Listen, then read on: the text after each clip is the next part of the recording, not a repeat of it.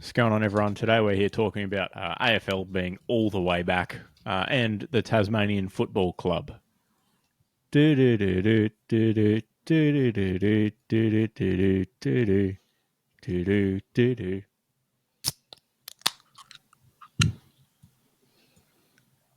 going on, everyone? We're here with episode number 98 of the Still on the Beach podcast, talking about all things great and garbage from our sports viewing this week. What's going on, fellas? Not much. Oh, sorry, I just wanted to get out of the way before beat him to the Matt punch. Thanks, Gillen. Matt, what's going on? Oh, now I don't know what to do. Not a lot. Nah, I've actually got more than not much. I lied. Okay. So yesterday, in the Salty household, we played 8 hours of a Lord of the Rings board game, the same one I've mentioned previously. Oh, nice. We finally finished the first campaign, so we're on for the expansions. Hell yeah. So you've just finished Bilbo's party then? It did contain Bilbo, but it's not. Not his 11th birthday. I'm convinced it's 11th. It's not canon. But I think if you had to pick a spot for it, it'd be between The Hobbit and the Fellowship. Because it does have Bilbo and Aragorn and Gimli and Legolas and such. But sweet. Yeah. But yeah, very good. Would recommend. And I've just noticed I've made a sports journalism observation. Okay. Now, is this from the perspective of a sports journalist, being us, technically, or a observation of sports journalism as a whole? It was a first-person observation. The big J journalists. Yeah, first-person observation about the industry that we're technically a part of. Yes. So as someone that was short on time, given the 8 hours of playing a board game yesterday, the last mission just went too long. I'm sorry. But I've noticed that it's very easy to just rag on people and also very easy to just say people are great. That's like the easiest way to get through your stuff. Like, you just kind of skip over the nuance and go, Joe Bloggs had 30 disposals. What a cracking game he had. Have you ever read sports journalism before? This is a new discovery to you? No, I just wanted to say it out loud, make sure we're all on the same page. Fair enough. Have you heard of Skip Bayless? His entire journalism career has just been ragging on LeBron, and when LeBron retires, I think Skip may also retire. And LeBron has never acknowledged him. Wow. Even existing. So, yeah. Imagine picking LeBron. What a lucrative career. Just saddled up for 2 decades of career, ready to go. It's efficient, though, to be fair, yeah. Not a bad choice. Did he have a crack at LeBron for aggressively bouncing the ball earlier? Probably. He did do that.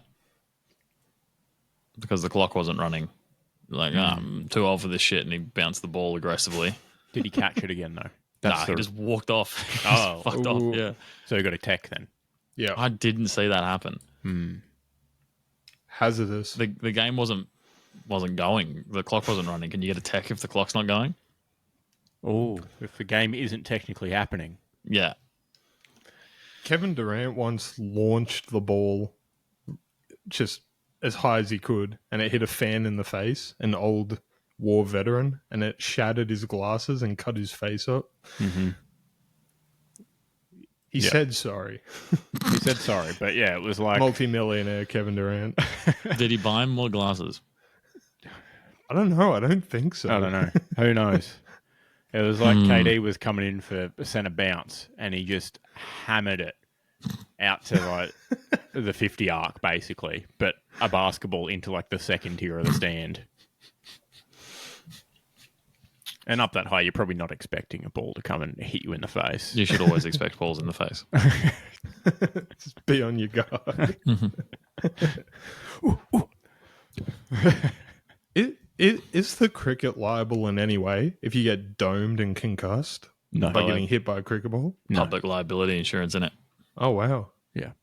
It'd be one of those things that's in the terms and conditions of the ticket purchase. Yeah, right. Like, I'm sure they cover stuff, but like said, public liability, but they're not necessarily responsible for the injury per se. Yeah. That's fair. Like, you accept the risk. They would probably accept responsibility. They wouldn't accept liability. Sure. That's for sure. Yeah, definitely. But yeah, don't park on the boundary of your local cricket ground. And don't park the bus because that shit's boring. But yeah, what's going on with you? Sorry, that's you, Isaac Lees. Just to thank confirm. you. Yeah, just Thanks, I was referring to you. Yeah, not a lot. Busy week coming up at work. I've busy week. Wow, been travelling back to New South Wales this weekend, right? I hadn't had breakfast, had a coffee in the morning, and then it got to about 3 p.m. and I was like, oh, let's head back to Queensland. And then I was like, oh, man, I'm pretty hungry. And I was like, okay, there's a local bakery nearby that makes good pies. Let's stop in there. Is that Yalla? Silly me, no.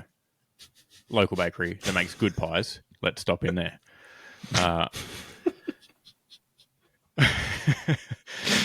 Sorry, it's too easy.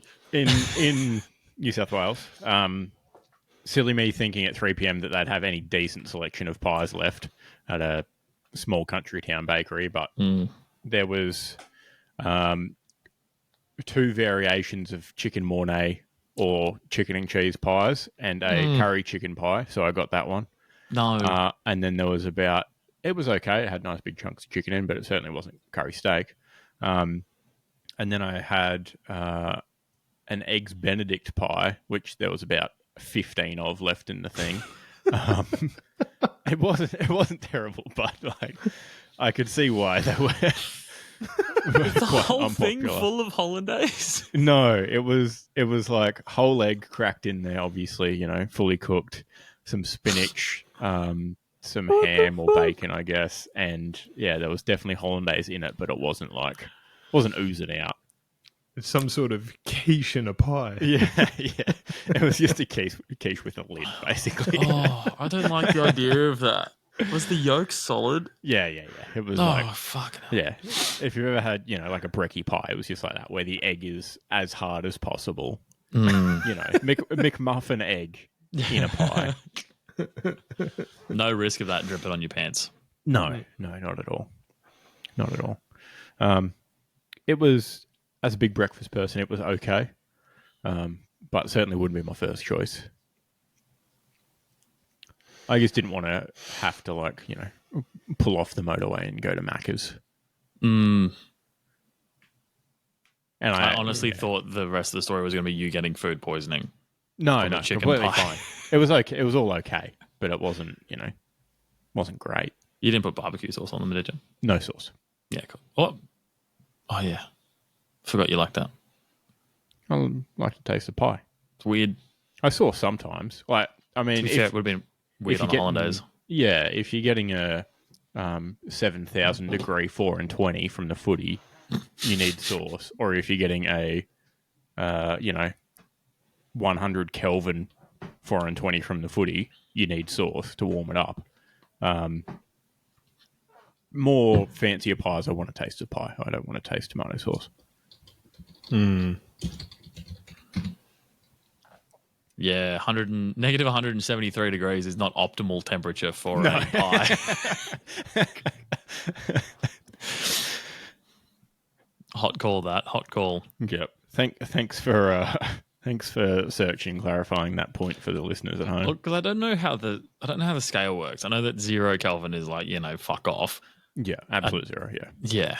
So, yeah, wasn't sure if it was big steps or not. But yeah, no, it is big steps, but just not big enough to make it a useful number. Yep. Correct. Matt. Yes. You've been doing a comedy recently. I have. Yeah. You got a new minute for us?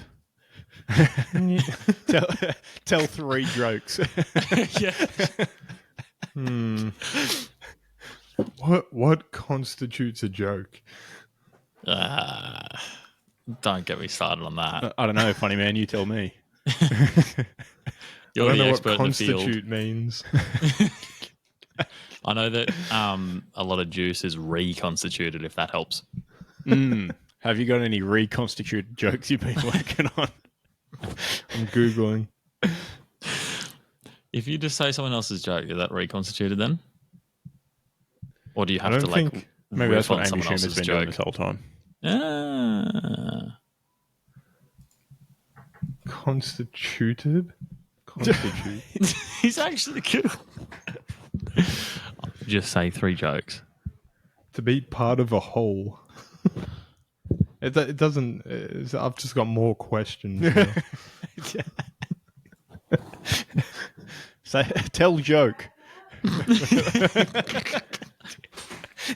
If that's funnier than the joke, I'll be sad, Matthew.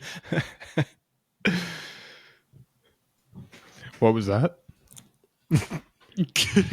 Tell the joke. Say and joke. I was interrupted.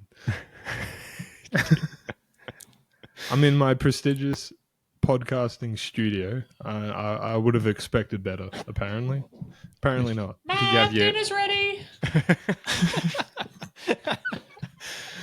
did you have your live on air sign illuminated outside the door or no?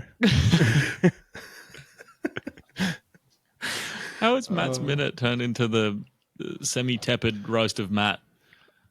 I think the best bit of Matt being interrupted was the face he made, like he had his pants around his ankles in front of his computer for half a second. Prove that you don't have your pants around your ankles right now. I can't. They're too tight. I can barely move. Oh, My pants are tighter than my underwear, and so they're constantly riding up. It's pretty unpleasant. All right. what kind of pants are you wearing? Are you a boxer or a brief guy? Like what sort of undies are you wearing?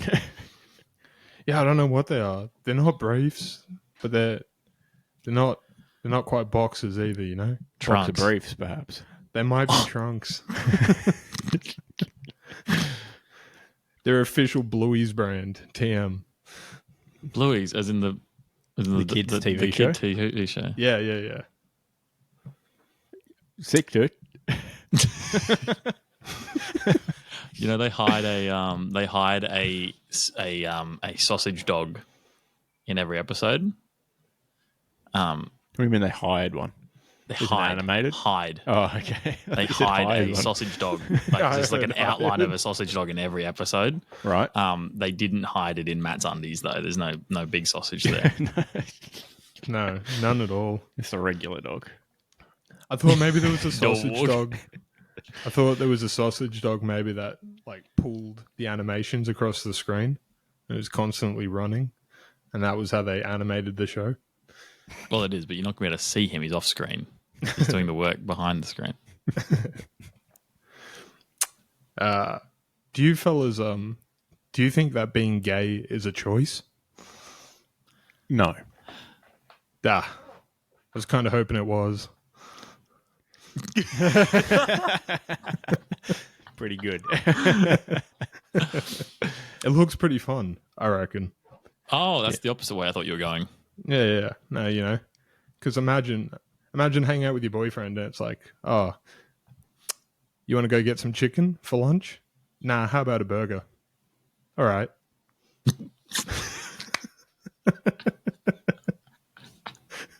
Brilliant. He's right.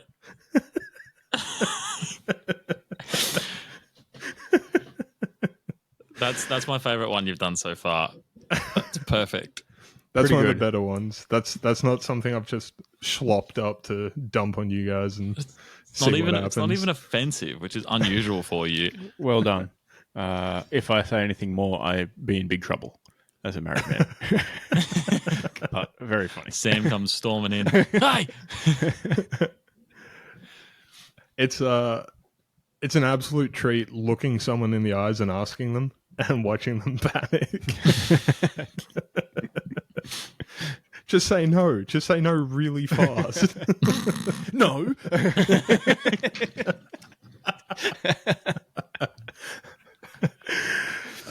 This both sucks, but was hilarious, or is hilarious now to tell in retrospect or whatever. But my entire audience was just a single drunk guy, and he was very drunk. Not a great crowd. But I asked him, and he sat there for a good 10 seconds, and he's like, "You're trying to trick me, aren't you?" I was like, I don't know, but this answer's already worse than anything you could have probably said. Because you didn't say no.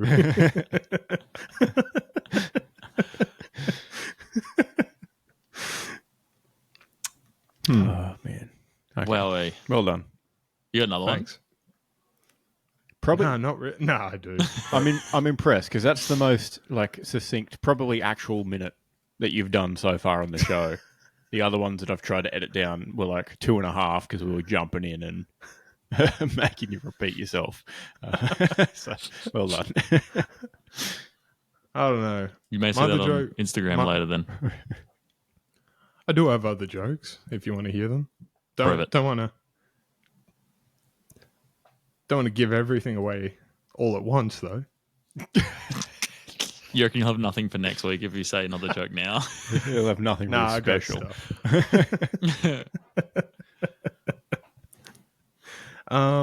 Let's see. Did you guys hear about the that secret Jewish tunnel they found under New York City? No. Oh, there was a secret tunnel joining a women's orphanage, I believe, something like that, to a synagogue. And so that was a true story. A secret Jewish tunnel. And you know who else likes secret tunnels? Hamas. Maybe those guys aren't so different after all.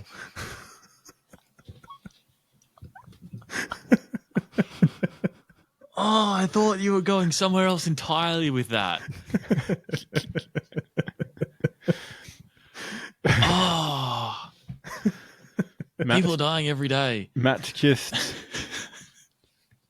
he's just tied the bandanas of the Bloods and Crips together, but with, the Jewish people and Hamas. But the bandanas are secret tunnels. Yeah. I can't order Pepsi now. I can't believe you've ended the conflict in Gaza that easily. Well, it's in a similar vein of wondering about... What am I trying to say?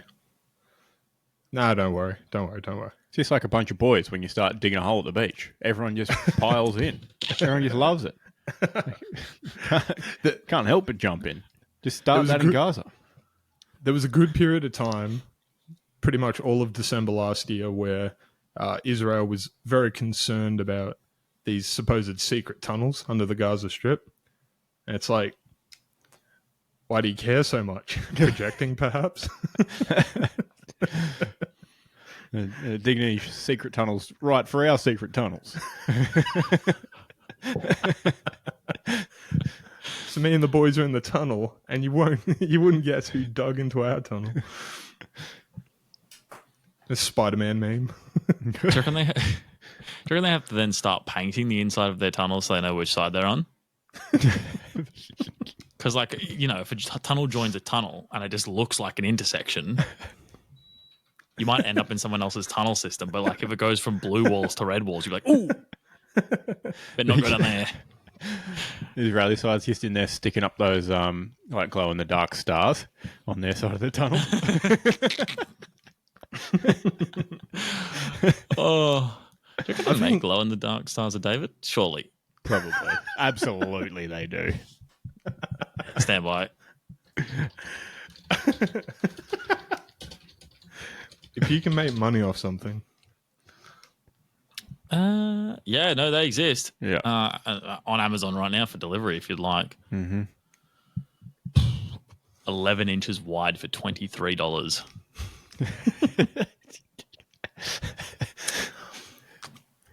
Wow. So large. That's a treat. Imagine trying to go to sleep with an 11-inch glow-in-the-dark star in your room. The lights are still on at that point. parents are like, yeah, we can put the whole night sky, but it's 11-inch stars of David on your walls. It'd remind you of home with the Iron Dome popping off. Oh my God. I'm not getting a lot of sleep over there. Yeah, I do have a solution to the conflict, though. Your time machine. Mm-hmm. Does it involve tunnels? If Hitler won the war, there wouldn't be a conflict in Gaza. True.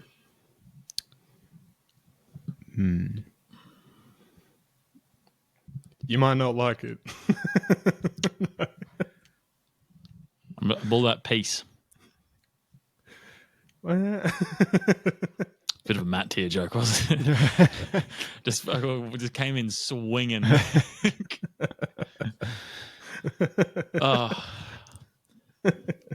Just trying to be offensive, and it didn't pay off, did it?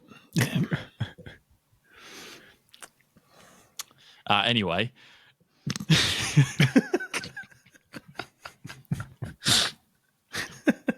All right, should we get on to Butcher of the Week? Yeah, that's the best segue out of that. Is I've nominated myself just now. Excellent. Matt, thank you for your minutes. Well done. Thank you. Good one. This week's unofficially sponsored Your Butcher here, Butcher of the Week. That's yourbutcherhere.com.au for all your meat needs. Yourbutcherhere.biz. Delivery to your door. Biz.co. Your butcher here co.biz. It's a cooperative. Sorry, is it .co or is it? No, just co. Okay, because .co is the domain thing for Colombia, so you get banned by people real easy on like spam lists and stuff. Yeah, not that. It's okay, sweet. Your butcher here cooperative.biz. Keelan. I put down that one guy that plays for Chelsea.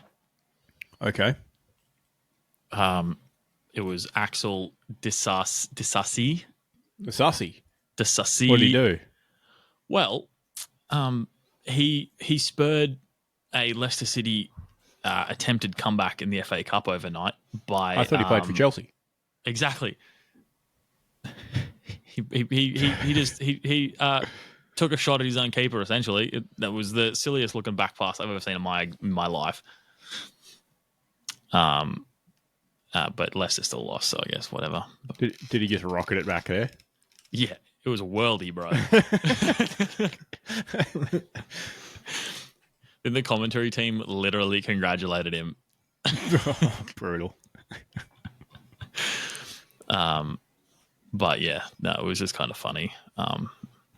And Leicester suck. Chelsea to get absolutely walloped in the next round of the FA Cup for sure. Do you know who they play? Are they on the City side of the bracket? Or are they on the United side of the bracket? Well, I guess safe answer, they play Manchester.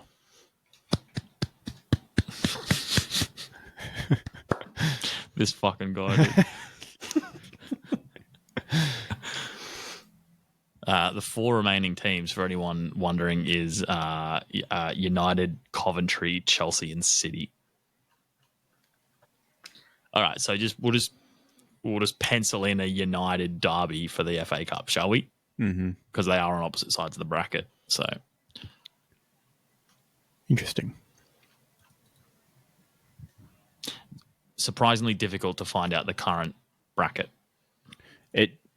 Livesport.com has a good one, but they give you the smallest window in the world that the bracket lives in inside of the window, and you have to scroll all the way up and all the way. Like, it's the whole bracket. So you got to scroll forever to get to the top end or bottom sections of the bracket. You've essentially just shouted out the worst bracket of all time. Yeah, but found a bracket. Nice. Oh, I see. I'm looking at the same. Oh my goodness gracious! You're not wrong. Yeah. This is shocking. It's Coventry against United. Yeah. Look, credit to them. They managed to fit the whole bracket on one web page. No, they haven't fit the final. Oh no. Yep, I see. Not available yet. Anyway, but I like a bracket that has everything on there. You can fill in the blanks. Yeah. Choose your own I also adventure. like a double-sided bracket. I hate it. I hate this vertical I don't like bullshit. the all single side all the way through. I will note that they've probably formatted it this way so they can fit their big ads next to it. Oh, fact. Ad for themselves, seemingly. Shame It's self-promotion. for Flash Score. Matt, Butcher of the Week. Yo. Australia Post. Oh, shocker. I was like, It should favorite. be the Australia Post delivered shit list broadcast by KO Sports, realistically. Wow, But anyway. That's a mouthful. It's goddamn atrocious. No offense to your ideas and whatnot, but No, that's fine. I didn't create the list. I just put people on it. I'm just filling slots, bro. All right. No, we were sent. We've moved recently into a new home, and we were sent a package to who you can only assume are the previous tenants, whatever. Yep. El Clasico. Yeah, and I took it down there. I don't know what you're supposed to do with mail that isn't yours. You can probably bin it, to be honest. No. Fuck.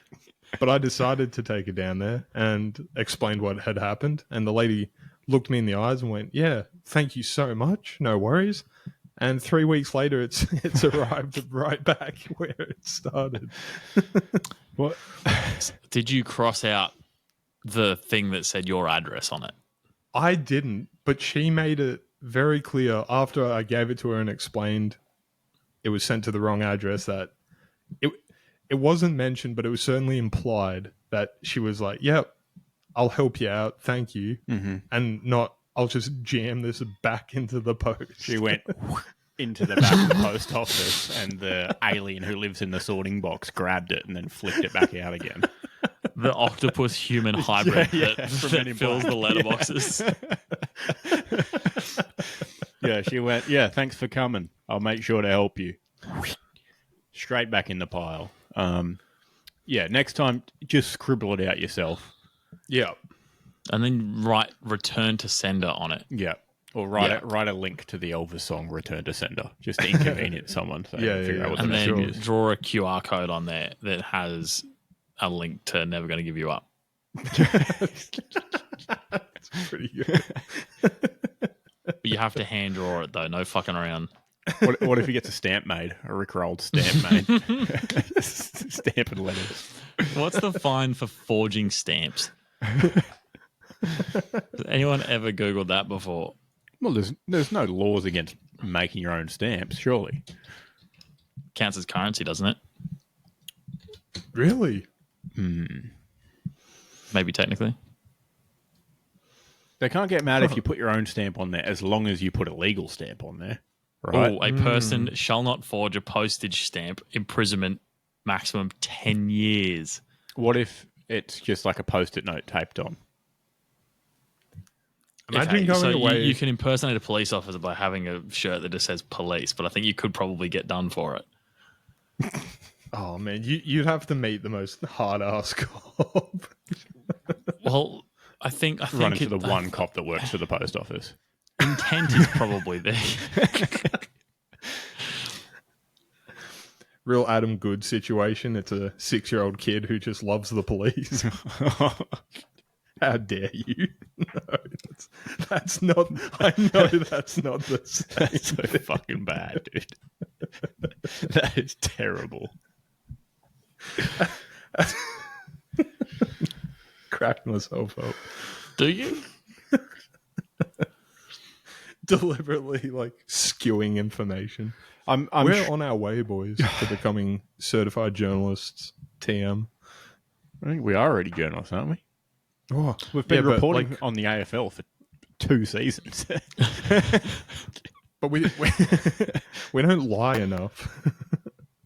True. There's not enough scum. Well, no, we're independent journalists. Yeah. So, like, by default, we're less respected, even though we have better takes. So good, actually. Now, I'm sure if you were going around rickrolling people with QR codes on letters, the police probably would come looking at some point. If it said 50 cents or $1 on it, and it was an actual postage stamp, not just a QR code also on a letter. Yeah. Then they would probably. Mm-hmm. And then you get 10 years. That seems like overkill. Yeah. Yeah, getting done for 10, the maximum. I've heard of like worse things getting way less. Yeah. Yeah. To be fair, this is the Crimes Act of 1914 I'm reading here. Stamps were large back then. True. So it's probably what, adjusted for life expectancy inflation, you probably get 40 years now. Like 10 years was a long time back then. You only had like a good 40 maximum. I mean, if you didn't die via, venomous reptile, you probably died from silicosis from being in gold mines or something like that. Mm-hmm. Or even worse, war. You probably died because of war. That was a thing. I hadn't considered that.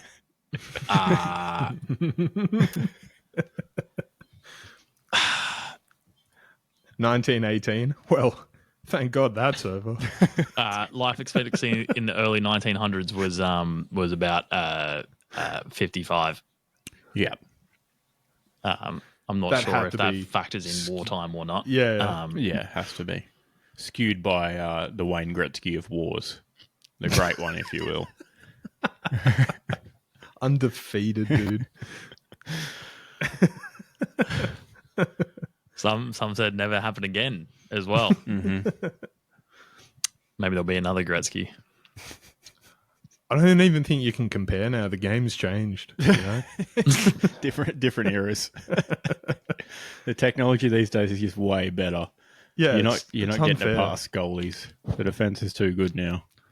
It's like before they cracked down on bats and bloody Warren was just strolling out there with like a 3x7 meter corked.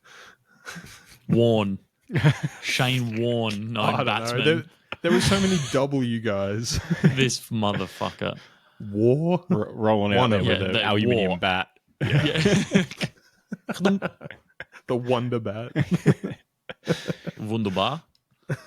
Yeah, we have to be coming up on, maybe we've got one more good war in us before they start nerfing people and say, hey, your equipment's too big, it's too hard to score. Well, let's tone it down. We're going to have to change the rules to improve the offense here. They did make some balance changes after the first one. True. They did say, can you fucking chill out on the gas shit? Someone didn't listen to that. Yeah, that was way too OP. Someone didn't listen. That was behind closed doors. Yeah, look what happened. Yeah. But then tanks, like mechanized, obviously got a buff. So true. You win some, you lose some, I suppose. That's crazy. The H-Man was literally just running like a cracked lobby, running up the score. The H-Man. I want to immediately get pulled off YouTube. I've already said the big H. Yeah. Could be anything. Jesus.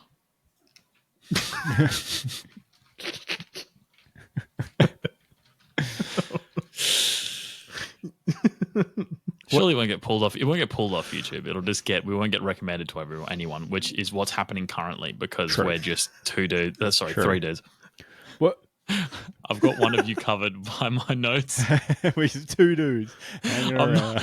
I'm not telling you who's covered. It's whoever's at the bottom of the screen. I hope it's you. No, it's not me. I find it much easier to look at myself and look at you two yuppies. I don't get covered. It would be... Cover myself? Imagine how weird it would be if people referred to historical figures like they referred to like sports players, like athletes, by their number. Like the H-man's just, the big 18, just running up the score. Why is he 18? Because of his initials. Oh. How long did you have to think about that? Not long, like 4 seconds. Oh, nice, dude. I don't get it. Like the Hells Angels use 81 as a number of association for the same reason. True. Okay. Well, I will forever call him number 18 from now on. And any sports person that uses the number 18 is now Tough look. dodgy. Yeah. Tough look.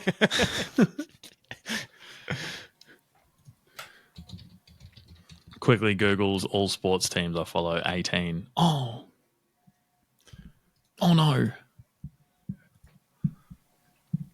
Come on. Oh, you're not going to like this.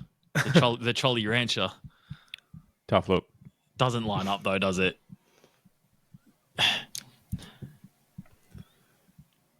There is somewhat a discrepancy of the two target markets there, I think.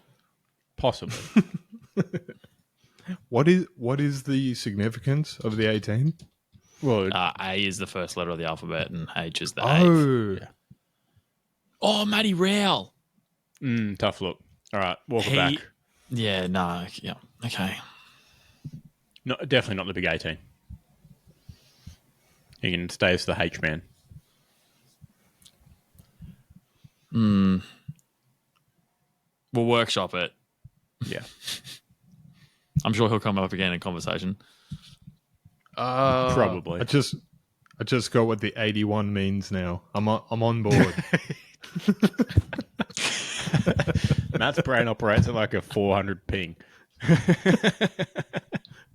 Dude, I'm at like 73,000 ping. Like I'm barely here. Speaking of barely here, there is another Butcher of the Week nomination. Yes. Yeah. I didn't know where to put them. They have to get mentioned, but it Oh, is it you? feels bad at this point. I don't have KO Sports anymore. It's not going to be me.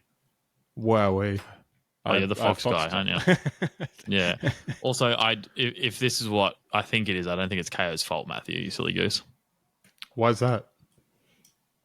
The If it's what you think it is. the point under it is separate, I believe. That's my point that I put in there. Oh, okay. Well, you can shout out KO Sports all you want. Yeah. Go nuts.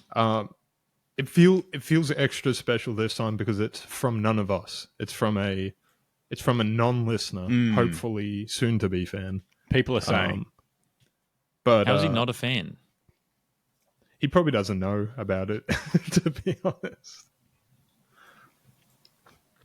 Anyway, the point is, a pleasant, fun. What should have otherwise been a fun, pleasant conversation about how good AFL is all the way back was within 2 sentences turned into, I think my stream is lagging. Fuck KO Sports.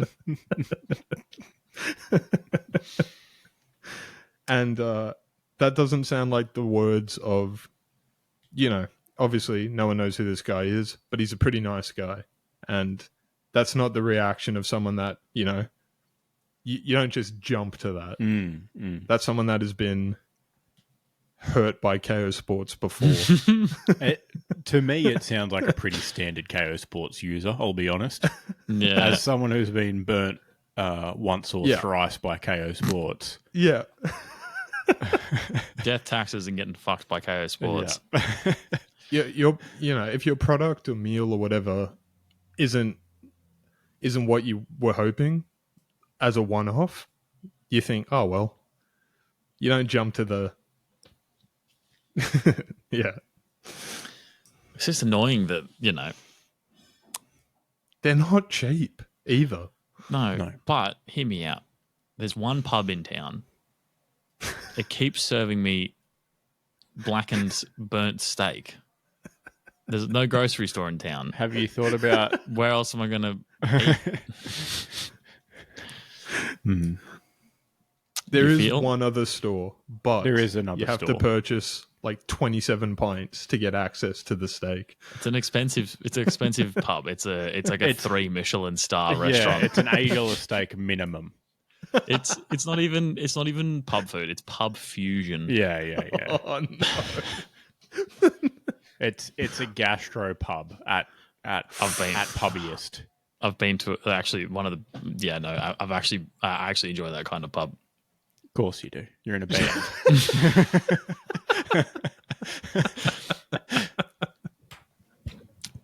I did get the steak as well.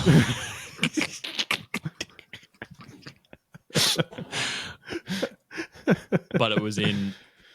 No, I didn't. Someone else did. I got single large ravioli. Very large ravioli. And raviolo. It was one like, giant ravioli. raviolo. It was huge though. The size of my head right now. I was like this. one pillow of raviolo for dinner. Guess what I got for my entree? What? A different large ravioli. Surely not. No, I did. I got photos. Hold on. You had 2 separate raviolo meals at this place. Hey man, it was good. All right, I've got no regrets. I did go to a steakhouse once where for $90 or something, they just serve you the smallest cut of steak alone on a small chopping board. Mm-hmm. And it feels insulting. It feels like they're laughing at you from behind closed doors. What's even better is when they give it to you uncooked beside a very hot rock and you have to cook it yourself. Oh, here's my confusion. So there's One me. was actually a tortellini. in my Wrexham shirt. Tortellino. But you can see there was steak on the plate. It was steak and a ravioli for the main course. That steak does look incredible, to be fair, even through the blurry photo. It's not blurry. It's just I saw you're wearing your my light is right, there. So it's trying really hard. I saw you wearing your finest shirt as well at this nice establishment. It was a pub. A gastro. I did have it tucked in. That would be wild. Oh, there you go. There's the fit outside the pub. It looks like a regular pub. I see. But they have a Michelin star or whatnot. And it's just called The Dog and Gun. Oh, yeah. I wore sneakers. Trainers, they may call them. Sorry, yeah, they call them trainers. Yeah, but anyway, what were we talking about? Matt was just shouting out KO Sports on Butcher of the Week, not to be confused with the big sports journalism shit list presented by KO Sports. Completely separate. They're different, but they're the same. My nomination for Butcher of the Week is the Spider Cam at the MCG in the Pies vs Swans game. Get up a bit higher, get out of the way. What is Matt? Was that milk? What did I just see? It was juice. Yeah, but you're drinking out of the 2-litre carton. I saw There's only a little bit left. I saw an opaque bottle out of the corner of my eye. Oh, God. So he got a bottle of dairy sitting on his floor, getting warm. That'd be wild. Chunky milk sitting next to your computer. You would actually be an animal at that point. Yeah, but sorry, the Spider Cam. Yeah, the Spider Cam. The Spider Cam got hit by a very high kick, and the game was play on at that point because the umpire didn't see it get hit. But Sounds like the umpire's fault. get the frigging camera out of the way. Yeah, but they've got some really cool replays from the Spider Cam. What? Of the ball coming up and hitting the camera. No, It's one of those prank separately. videos where it's like, oh, watch this, and you're looking real close, and it's just a footy flying up and in. No, separately. Like in the Hawks game, they had a play from a centre bounce, and it was like a oneer in the replay. It was the camera followed the whole play. Yep. I mean, it was only like a 20-second play, but yeah, all the way through to the goal, and it was sick. Mm-hmm. So worth it. Fair enough. I don't hate it being there, but get it out of the way. It's the same as I feel like it's the same as playing cricket on a roofed stadium, playing Big Bash in a roofed stadium. It's an unnecessary. No, sorry, fuck. It's necessary evil. It makes it does improve the game. At least for people at home. Obviously, the people at ground wouldn't give a shit. Yeah, true. Not at all. All right. Should we get into the shit list, boys? Any movements? Well, Someone's got a movement here. that was me. Okay. I was emotional. And I don't like it. Would you like to retract your statement before it goes out to the press? I would just like everyone to know that later on in the AFL news segment, I felt this critically about something later. No, don't skip ahead. I think it should stay. I think it's fair. Does it go on the list, though? Well, my problem, my massive problem is I don't know if I should have expected better. Oh, I really don't think I should have. It's because one of my main complaints is don't skip ahead, but it's exactly what we're expecting. yeah. That's Yeah. You just perfectly put into words the motions I was making. I don't think anything has ever truly been. It is exactly what you guys covered multiple times in detail, right One down of to the the colours. One of the things is not.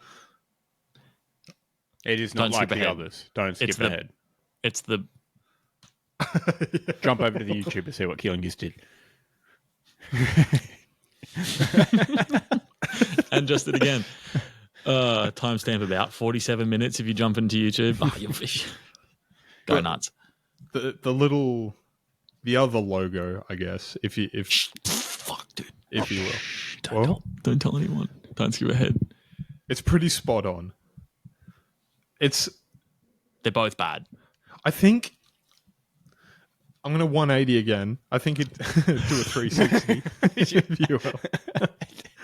I think it deserves to be on there, actually, because it even still somehow is even like it's both exactly what you said would happen, but it's still worse.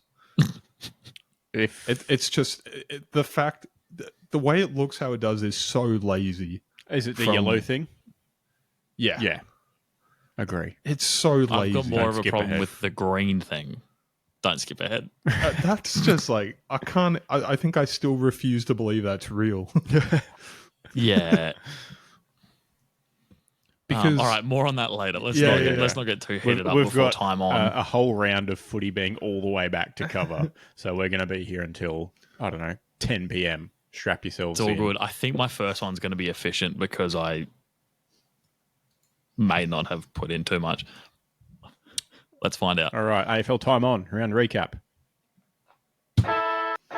Fuck. Professional organisation. Well, I hit in between two buttons. Fat fingered as soon as I'm, well, yeah, and then, I lifted my foot off the landmine and then it went off. So here we are. But yes, so the second week of AFL games, that is round one of the AFL, started on Thursday, March 14th at the MCG. And sports journalist Sarah Black described this game with the words, "Carlton has gutsed out a 5-point win." And wow, surely you'd think it would be a nice write-up about the strength of Carlton. But she did go on to complete the full sentence with, "Carlton has gutsed out a 5-point win over a brave, undermanned Richmond. And while that is an accurate description, it certainly put a spin on me watching the game back. Harry Mackay and Charlie Curnow were out of their usual form. Charlie kicked a wasteful 2 goals, 3. And Harry Mackay kicked an efficient 3 goals, no behinds. So they're both completely out of form. And has hell frozen over? Be prepared for Big Harry to resume his normal service and some next week. 5 goals, no behinds. Other way around. Fuck. 5 behinds, no goals coming right up. And then I've got some other notes, but I mean, we should have had both Dusty and Tom Lynch down for snag baggers, just for the returning factor. For sure, yeah. Missed by us. But we missed them, and they both bagged 2 each. And Cripps had the commentators and journalists giving him an absolute double wrister thanks to his best on-ground 31 disposals and tied second best on-ground 7 tackles. Mm-hmm. But ultimately, they would... Who cares? They love him. They love Cripps so much. Well documented here. We don't like him that much. He's all right. He's fine. He's currently Carlton's best player, but only because Sam Walsh is out injured. The facts are hard to swallow for some. Mm-hmm. And that's kind of all I really got. But they probably should have kicked more goals, because Carlton kicked 12-14-86 to defeat Richmond 12-9-81. Very close. As far as my Gold Coast Suns' last undefeated team call prediction goes, I would have loved this one. I would have loved Richmond to just squeeze over and knock Carlton off, just to knock one more team out. At this stage, don't skip ahead, but the Suns are going to have to do very well over the next few weeks for my prediction to come true. It's all good, because they will. They will. They'll be poised and ready to go. Not sure if Richmond are okay, or I'm troubled on that. If Carlton were just bad. 12-14 indicates pretty bad. Well, 12-14 indicates that there was opportunities. Yes. Good, bad at the end. So it's tough. We need more evidence, I think, unfortunately. Mm-hmm.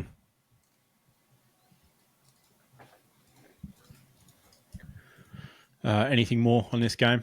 Should I move on? Nothing. All right. No, we can move on. Excellent. I've got the next one. Finally, Friday night footy was back at the G. The Magpies hosting the Swans as they unfurled the premiership flag for 2023. Sydney swanning their way down the coast on the winds of a win over the D's, while the Pies searched for their first taste of victory in front of their hungry Magpie army. Despite the heatwave subsiding in Melbourne, Bomb should have issued a Chad Warnering the Swan and his Entes on fire, opening the goals and gathering the ball 27 times to go with his 3 straight goals for the match. A close first half saw huge pressure from the Swans, James finding himself on the row bottom of every pack with 13 tackles, and Logan McDonald snapped in 4 all-beef patties, while Errol was all over the footy like a silver Gordon on a hot chip, pinching 30 touches. Schultz and Elliott paired off, 2-stepping their way to 2 goals apiece, but the Heen man is starting to master the universe of the midfield role, Isaac kicking 2 goals with his 29 disposals. Nick had himself a day because he was the only Magpie working hard, doing it all with a goal from 37 disposals, while the rest of the Collingwood players looked like they are the ones that ate all the pies, waddling back on defence. The Swans pulling off a successful migration to their ancestral home. A strong second half had them soaring away with a victory in the red V. Sydney Swans 15-12, 102, defeated Collingwood 10-9, 68. Pretty tough showing for Pies fans. Yeah, Dan wasn't happy. Pies fans weren't happy either. Half of them had left by the time, it was 3/4 time. Wait, actually? Yeah, the stands were very empty by the end of the match. Ooh. Well and truly gone home early. Tough like that. Yeah, not great. Not great. Little stat here. The Pies are the first reigning premiers to start 0-2 since Geelong in 2023. Huh. Bit of a shit stat, but, you know. Yeah, I honestly don't know how to react to that. Yeah, Pie's not looking great so far. Swan's looking Pretty good. Looking fucking on, dude. Pretty good. I had a little post that I pinched off Fox Footy here. It says 0-2 and done. Question mark. No reigning premier this century has defended the flag from an 0-2 start. And that's from 4 currently. I mean, small sample size. It is a small sample size. Pretty close to happening given... so one of the 4 occurrences was Sydney in 2006, who went on to lose the grand final by 1 point.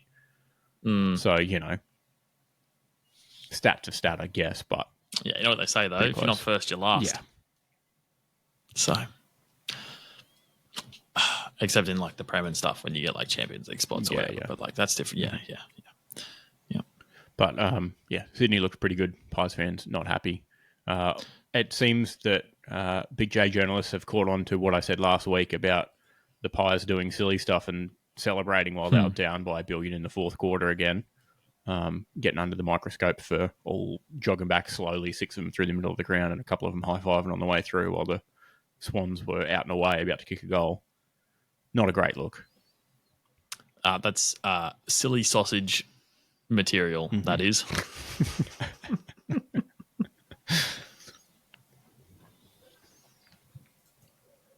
Oh, it's me. Back to you. Hey, everyone. There was more football, and it happened on Saturday. Hello. Good morning, ladies and gentlemen. Today, I'm here with my presentation on Essendon versus Hawthorn. Sorry. I thought it'd be funny to sound like I was doing Year 4 public speaking. No laughs? That's all good. Are you... Right. I'm fishing. Are you going to keep doing it? Or? I'm fishing because this isn't great either. This is not great. Mostly because I didn't want to watch it again after watching it on the day because it was a tight game until it wasn't a tight game, and then it was a tight game, and then it wasn't a tight game. Let's say one of those. But there's some positives in here, so we'll dive in with the new recruits. All right, so there's a few of them, and for the Hawks, that is, we're not touching on Essendon too much. Okay, we're looking on only positives here. So Hawks new recruits. We're talking Charlie Rancher. So he successfully got his first post hit of the season for the Hawks. So congratulations to him. But he did, actually kick a goal. So he got off the mark, and then I think he finished on 2 or something too. So good on him. Not an AFL season until Chol hits a post. Yeah, fact. And there's been 6 games of footy before this that just don't count actually, because he hadn't obviously hit the post yet. Ginnivan jumped off the mark with 2 as well, and he looked good moving up and down the ground. So first goal for the Hawks as well. He did kick the first goal of the day for the Hawks. But yes, importantly, the commentary team did say, "Oh, all these Hawks fans that were booing him last year won't be booing him now." And yep, that's correct. Well done. That's right. But also, he didn't look like a flog. I think any neutral fan would watch that game and say, and not be like he did some flog things. That he legitimately just. I think you take him out of a bad environment, and you nurture the young man. I think you take him out of the Collingwood jumper and it's -5 flog points immediately. True. Hence, yeah. Perfect. I mean, as long as we're writing the same narrative, I think it's fine. In the Massimo D'Ambrosio derby to start the season, he performed probably best on ground for Hawthorn. He was fighting so hard all the time. He was always in the contest coming off half back, and he got 29 disposals. and was just in and around everything. One of those, 29 disposals these days, you look at it and you go, this is 29 disposals, isn't it? Mm-hmm. But like, he's not best on ground, including Essendon players, but he was everywhere. Same as Warple. He was in and around all contests. And when people are just actually looking exciting on the ball, it's one of those things that don't translate as much to the stat sheet. Although Warple did. He got 10 clearances, which was a game high. But no one else helped him because ultimately that's one of the areas that Hawthorn fell down. We couldn't clear the ball, which fucking sucked, dude. Especially when, you got John Newcombe kicking around in there, but whatever. I said this was going to be positive, so here's a funny one. Bruce kicked no goals, 2 behinds, because Jack Gunston took a mark on the goal line from a Luke Bruce attempt at goal in order to steal a goal. And so Jack Gunston kicked 1 goal, 2 behinds instead of Bruce kicking 1 goal, 2 behinds, which is, just a nice little treat from the 2 old friends back on the same team. And Nick Watson, the wizard, must have smoked too much pipeweed with the Hobbits because he only managed 3 magical behinds as well. A day of inability in the forward line, unfortunately, for the Hawks. So I'm a little bit sad. But importantly, 2 Mark of the Year contenders came through, with Dylan Moore coming out of glandular fever and launching himself as a human torpedo at the ball. And then Josh Weddle did some Odell Beckham Jr. one-handed shenanigans and took in a specky as well. So no gloves either, that, basically suction cup the ball to your hand. Just did it with raw talent. OBJ and Specky McGee ain't got shit on Josh Weddle. He's got a future ahead of him. On the defensive end, Sicily wasn't at his best. He gave away an early free kick, which was weak sauce, mind you. And then there was a small scuffle that has earned him a 1-week sussy. So sad there. And he looked just uncharacteristically shaky early in the game, which is sad to see. But I think he'll be back better than ever, hopefully. Fingers crossed. At the other end of the field, though, Ben Mackay locked up Mitch Lewis more often than not. So sorry, Matt, but he has actually gone on to better pastures.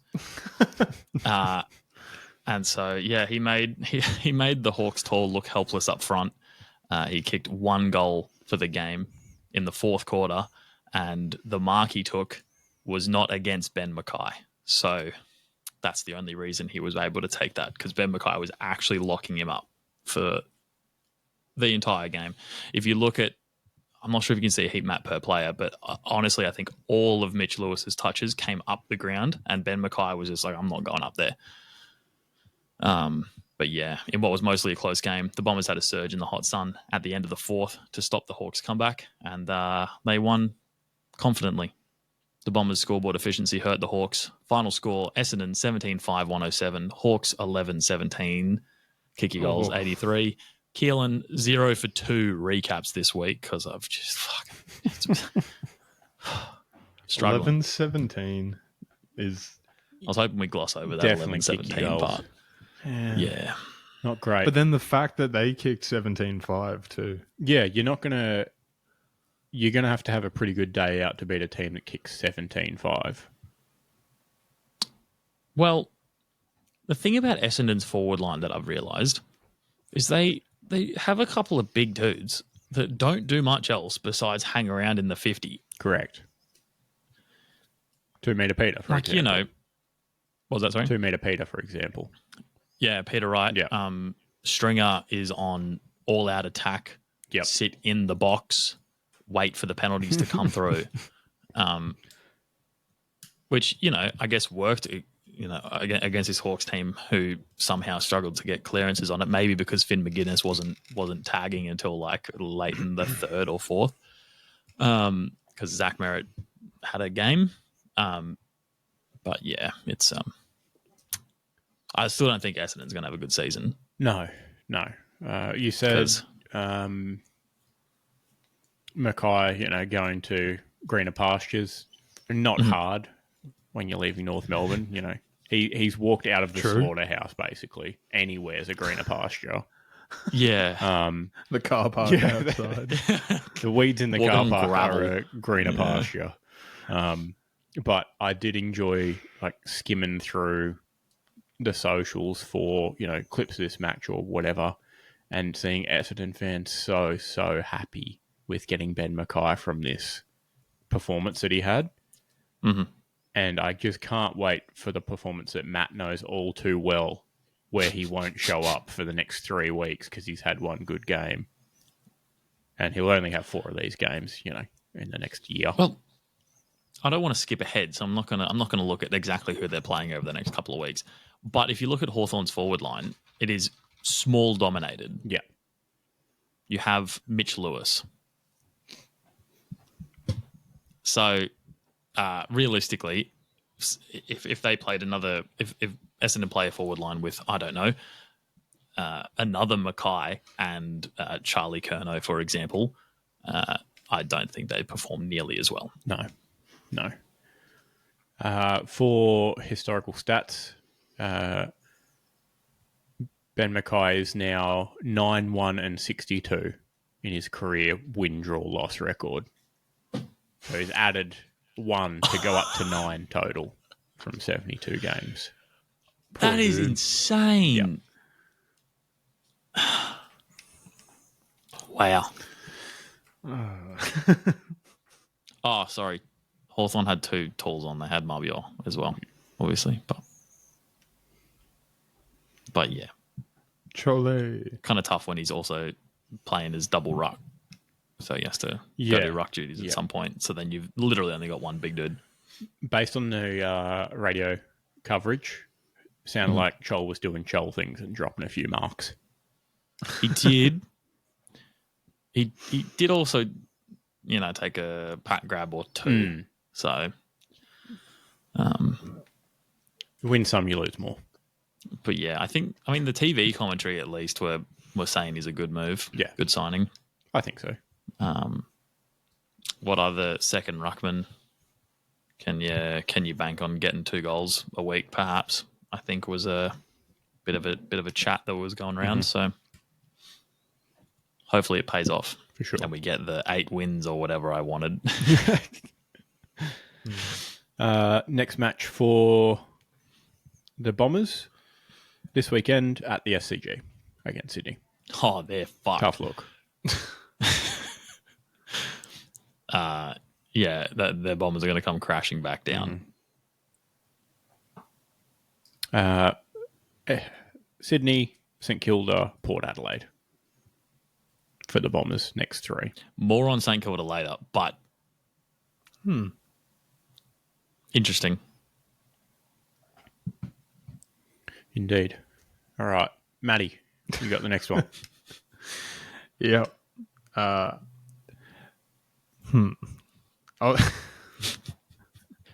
was going to say the game first, and I thought, but anyway, North Melbourne played the Giants. Much like a gala at a special needs home, the bar was set low, but the Roos came dressed to impress. Pants on with belts and all. Josh Goder impressed fans, tying his shoes all by himself before tragically tripping and potentially damaging his Achilles. You don't tie them to each other, young fella. Cherry Boy Tristan from the Third Dimension, or perhaps Andrew Tate's The Matrix. No, the movies. But get a real name. Who starts a name with X? Elon salivating right now. The Roos Ruckman debuted as starter. I don't know if he's actually started before, but I don't think he did under Goldstein being there. Netting himself 18-something or others with a great showing and a snag bagged for the young gun. North head coach Clarko broke a few monocles doing his Colonel Clink impression as he yelled, "Hogan!" as the cheeky Jesse bagged 6 for the Giants. Much to the dismay of BT, who was not commentating, the game was well and truly never quite over, despite the insurmountable 2-goal lead the Giants had at the half. In case you didn't know, being down 2 goals with a measly 60 minutes left is basically unwinnable in AFL, according to BT. Can't be done. like a virgin boy in the sheets. The Roos just couldn't find the hole and penetrate the inside 50. You think he'd be on the front, but it's way lower than you expect. They keep getting sweaty hands and fumbling the possession in a constant state of nervous energy. Meanwhile, the Giants would whip the ball back around the field to score a goal in 20 seconds. So hard to watch all game. Better luck next time, but a great start for a team that's consistently come in last. North 82, Giants 121. And I don't want anyone to get too upset because I did get permission to make a special needs joke from a friend on the spectrum, and he's on there. He's not a bench warmer. He is on the team, if you know what I'm saying. Are you going to say who it is? Not after that. I thought for sure it was going to be your weekly riff on Zach. I thought you were just going to be pushing Zach under a bus for sure. Oh, would have been too easy. Yeah. Man. Keep him on the edge of his seat. Oh, that is actually psychological warfare, isn't it? That was just something. like winding up and never actually hitting him.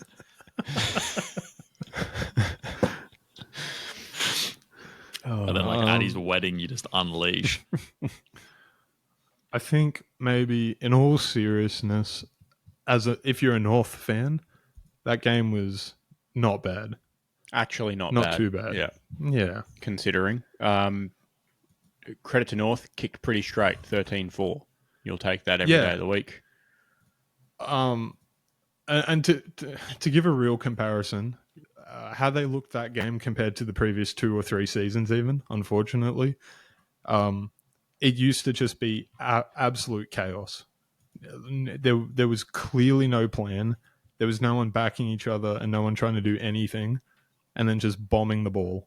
And sadly, they still bombed the ball almost every kick, but there were some handballs and connections, and there was some intent to make things happen. They clearly weren't confident enough in themselves. But against the GWS side that almost knocked out Collingwood and could have been a very different finals last year, I think that's a pretty good effort. Mm-hmm. Against, essentially front runner for the flag at the moment. Yeah. Pretty good. Probably done some favours by GWS inaccuracy in front of goal. Oh, absolutely. Yeah, 17, it could have been a real Hawk 19, situation. 121. Yeah. Hawk situation.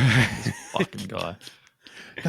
I don't think it came across how I meant to say it, but that game's a double whammy because however big the gap was, which I don't think was that big in AFL, the fact that the Hawks kicked so many behinds and the other team kicked 5, that's insane. Well, because they had less opportunities on goal. Yeah. Because they were a worse team. Lob 4 or 5 goals and put them into the behinds, for either team. And it's like a 1-point game. It's all good. It'll all come out in the wash. Next week, 17 goals, 11 for Hawthorn. Maybe. Yeah, it'll just bounce out. Don't worry about it. We're due. Okay.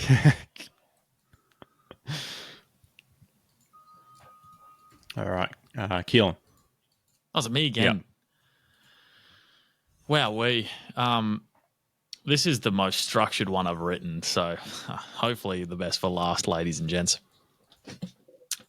Throwback to a time when the average house price on the Gold Coast was a measly $200,000. Wikipedia didn't exist, and the Lord of the Rings trilogy was yet to hit theaters worldwide. The year was 1999, and that was the last time the Saints won in Geelong. In a game that seemingly everyone had picked Geelong, Matt went against the grain. But maybe this is finally the season that Isaac can tip the Saints games well? Joel Selwood took to the field, but alas, not to play.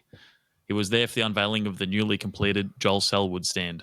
As they say, Joel Selwood, Geelong by wood, Geelong make stand in his honour. I couldn't resist a horrible, horrible joke there. So I heard that here we are.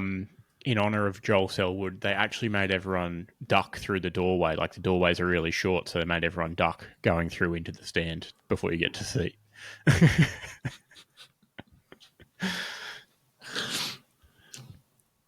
What was the free kick count for this game? Hold on.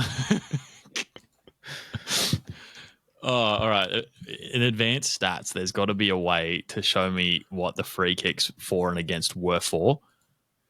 Because if there was, I want to see free kicks for high contact specifically as an advanced stat from now on. But anyway, some footy happened at the YMCA Stadium. Oliver Dempsey picked up 3 goals for the Cats and took this week's Rising Star nomination for the joint highest goals in the game with Tim Membry. I didn't mention, but they did. It was the Saints and Geelong. Look, I'm sorry, I'm falling to pieces.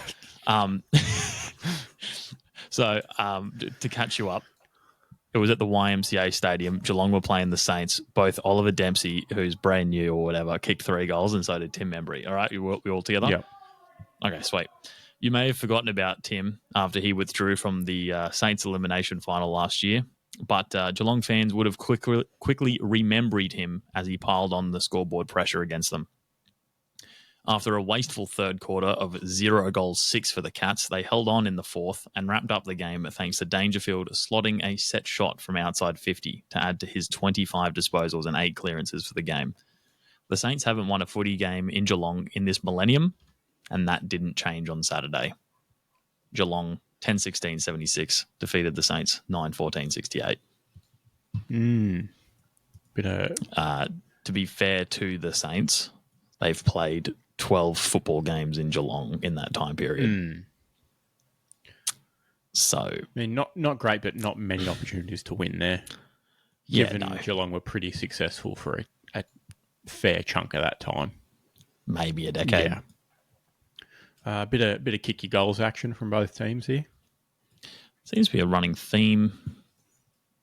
The almost across the board, to be honest. The completed stadium looked pretty smick. Yeah, I don't know. 40,000 seats. I kind of like the charm of the dudes sitting there in their high vis. And going to get the balls. Yeah. So now if I want to get some high vis action, I have to watch the Giants games. True. Yeah, true. It did lose that bit of character, didn't it? Yeah, it's just another stadium now, isn't it? Now it's just big round stadium. It's just the bank if it was completed at the other end. Yeah.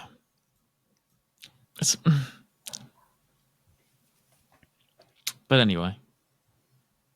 At least they got a win, first up. Yeah. In a season that they're not going to make finals or whatever. Yeah. True.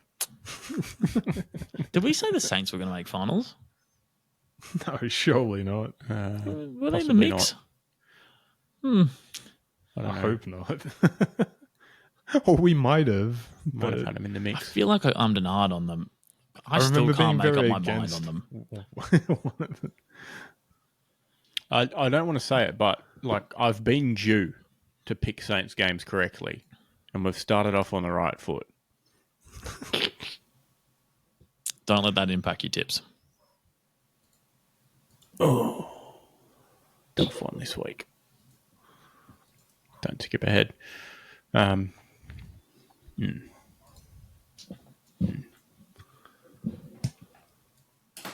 Alrighty. Moving on. Round 1, we returned to a soggy People First Stadium on the Gold Coast for the second week in a row. The Suns looking to bring the heat again, while the Crows aiming to get their season off to a flying start. The Suns were off to another hot start, building off of last week's big first half, stoning the Crows and holding them to only 8 points at the maiden change, the equal lowest halftime total scored against the Suns. As the rain hammered down and water covered the ground, Rao and Laird used their 10 tackles to wrap everything up like a pair of midfield cephalopods. With the ball on the deck, those who were able to get lower got their hands on it the most. Luckily for the Crows, Matt Crouch was already halfway down each time he was over it, leading the team with 33 touches. The slippery footy resulted in a matrix of bodies around every contest. Sam and Noah looking like clones in the middle. Flanderson gathering 35 disposals each. Charlie Ballard launched a torp off of halfback that had the Australian government considering placing him as the main weapon system in the AUKUS nuclear-powered submarines, and Jared Witts may have just become an accidental Sharon ambassador, embracing the Gold Coast style with a brand new face tattoo of the Sharon logo from what's been described as the largest falcon in AFL history. Despite the damp conditions, things started really heating up in the fourth. Adelaide realising the best way to goal is as the crow flies, playing directly and getting themselves back into the contest with 5 goals in a row. But even with the sunset and the rain pouring down, the UV radiation at the solarium proved too much for the Crows, their wings burnt and falling just short. Gold Coast Suns 8-12-60, defeated Adelaide Crows 8-6-54. Kick your goals. Did they fly too close to the sun or something? Almost. Yeah. Almost. Nice. Very wet. Glad I wasn't there. Likewise. I was considering going and then I was like, I didn't even know it was going to be wet as well, but I just decided I was too tired and to watch from the couch instead, but very happy I wasn't there getting saturated. Yeah. It was too wet for a poncho. Yeah, it was coming through like ponchos. Raincoat. Yeah. For sure. May have to add that to the list for future games. Dimmer's first heart attack as Suns coach. Almost a complete bottle job. Entirely. He had a semi-heart attack the week before. He did for a bit, definitely. But, like, I feel like as far as coaches in position to deliver a spray, Dimmer's way better position than Stewie Jew would be to deliver a spray. And at least they had another break for a spray to occur last week. This was, right at the end. You can't do much after that.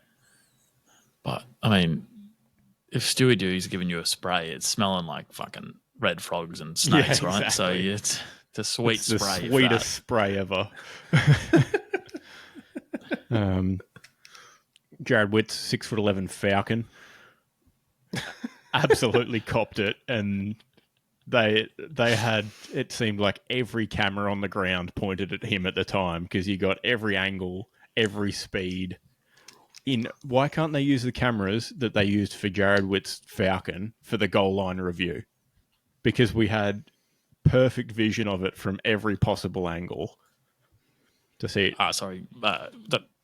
Yep. Just a message from our producers. Sorry, Big AFL says we can't talk about that. Right, okay.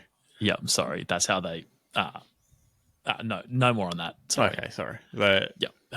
We'll stick with the 480p Wi-Fi enabled CCTV cams that live in the goalposts. They need to. It's a requirement. Yeah. But yeah, huge falcon. Tough look. It's not because the rest of the goalposts are filled with magnets. No, true. Yeah. You have to use old camera technology because the new camera technology would be messed up by the magnets. Yeah. They film. Someone runs out there and pulls the film apart and they're like looking through it. Literally the frame by frame up to the stadium lights. Score review, umpire peels out the roll. And then he has to wind it back up and put it back in the camera. There's just a stack of Polaroids on the ground next to the... I thought there might be a bloke standing behind the goalpost all game, just going like this. Just cracking the spool the whole time. It is efficient though because it exits the camera straight into a chemical bath, so it gets developed. And then it's a very efficient modern process. Yep. Definitely. But yeah, I was a bit stressed in the fourth quarter. Yeah. Literally said out loud, how do you not put someone on Josh Rochelle? He's the only person scoring goals. Not happy, but we survive and we move on.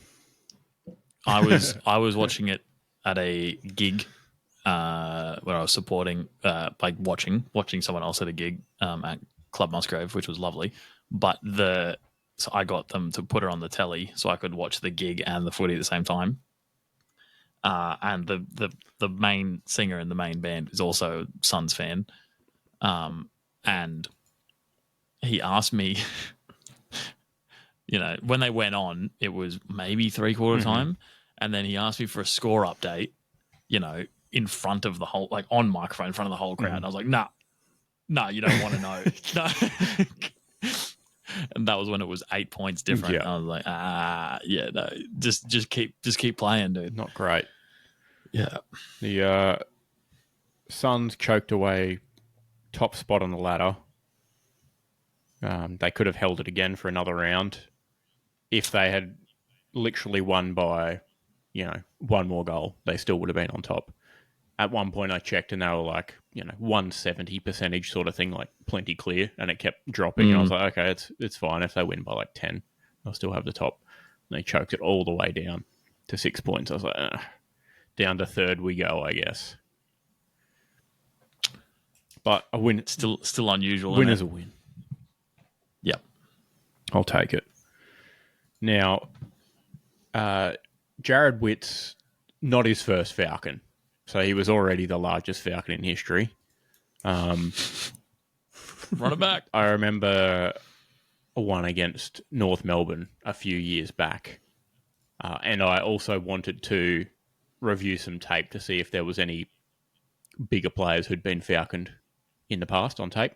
Couldn't find any, but did see the replay of Witsy's one against North, but wasn't nearly as big an impact as that one that came from 50 metres away and got him right between the eyes. Almost dropped him. And I'm convinced the Crows player didn't touch the ball. I don't think they did. I think it just went straight through his fucking mitts. Yeah. So unfiltered Falcon. Not pasteurized. No. But yeah, in the tape reviewing, there was a lot of point blank Falcons, like straight out of the cannon off the boot, that were basically instant concussions. Like, you just knew it.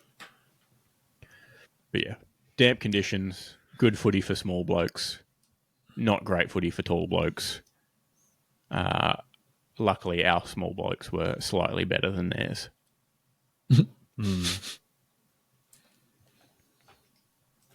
And stuff that Rankin fella. Yep, exactly. Yeah. Exactly. All right, Matty. All right. Melbourne versus Footscray. Feels. I shouldn't have said Footscray. I knew it would make me laugh. Melbourne exercises demons as they manage to exercise all doubt that the club is unable to exercise defeat by exercising the will of their opponents. Pretty sick of seeing Melbourne exercise their demons, I'll be honest. I know it's right I'm there. not sorry.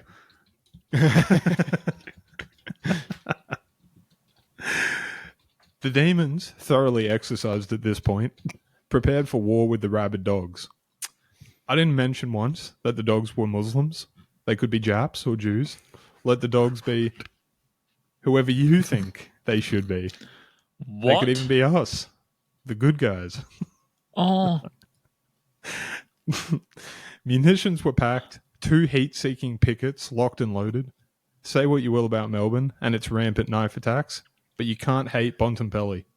Oh, wait. He's with Footscray. Well, at least they have Liberatore. No, hang on. Is anyone on Melbourne not a flog? No, I had to bring up the team list because I couldn't remember. But they've got Bailey's Fridge. He's all right. And Maximus Gorn. And I don't know, there's probably some good dudes there. And now I've teased you all long enough, but obviously we weren't going to cover this one without a mention of Aaron Norton's monumental AFL deal spectacular. Some people, maybe us here at STB, were very critical about this 8-year contract that Aaron signed. But, some people were saying that's bloody ridiculous. I'll have you know, Aaron Norton kicked, count 'em, one whole goal. Not a behind, but a certified, genuine, bona fide goal. 7 more of those, and that's a goal per year. So the Dogs lost by about 50 points. Final score being Dogs 64, Melbourne 109. Tough look for Aaron Norton. Brilliant day for his lawyers or agents or I don't know. Yeah. Anyone who gets a piece of the Norton pie. That guy's got to go down in history as the greatest agent in the history of sport.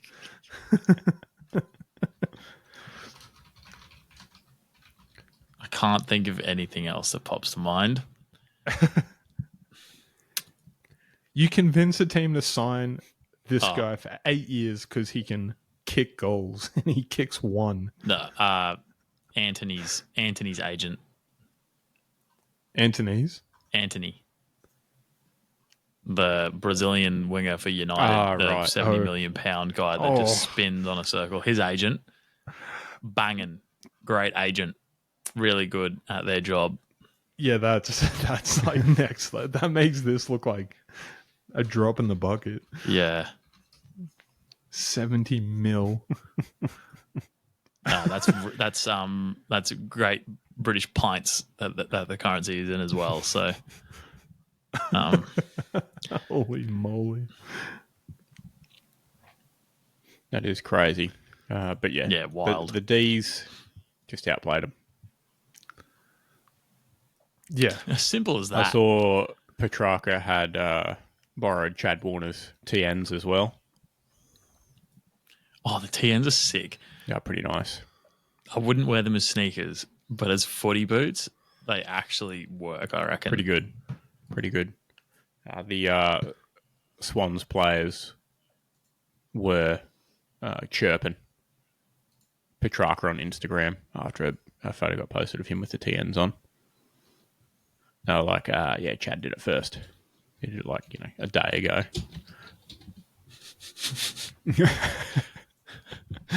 Yeah, sick. I was like, I feel like 80% of the AFL all wear the same boots. So it's like, what do you... Oh, that's unfortunate. Kylian Mbappe revealed them. Did he? Yeah, so they're flog boots. Hmm. Bro, side by side with actual TNs, they look so much better.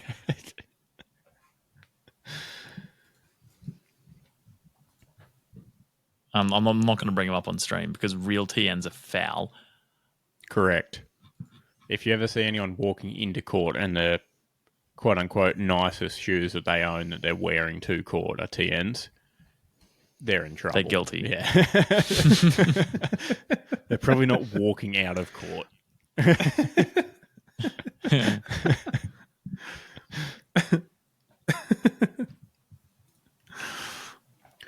Did see Clayton Oliver get a nice little hug from his coach after a selfless act to set someone up with a goal. Ran over to the bench and shared a hug with Simon Goodwin. Oliver's all the way back, perhaps. 35 disposals. Yeah, we'll see. We'll see when they play a team that's ready to actually play football. True. Yeah. Like their Swans. next game. Don't skip ahead. Like the Swans in opening round. Yeah, well, he didn't play well opening round. Or did he play it?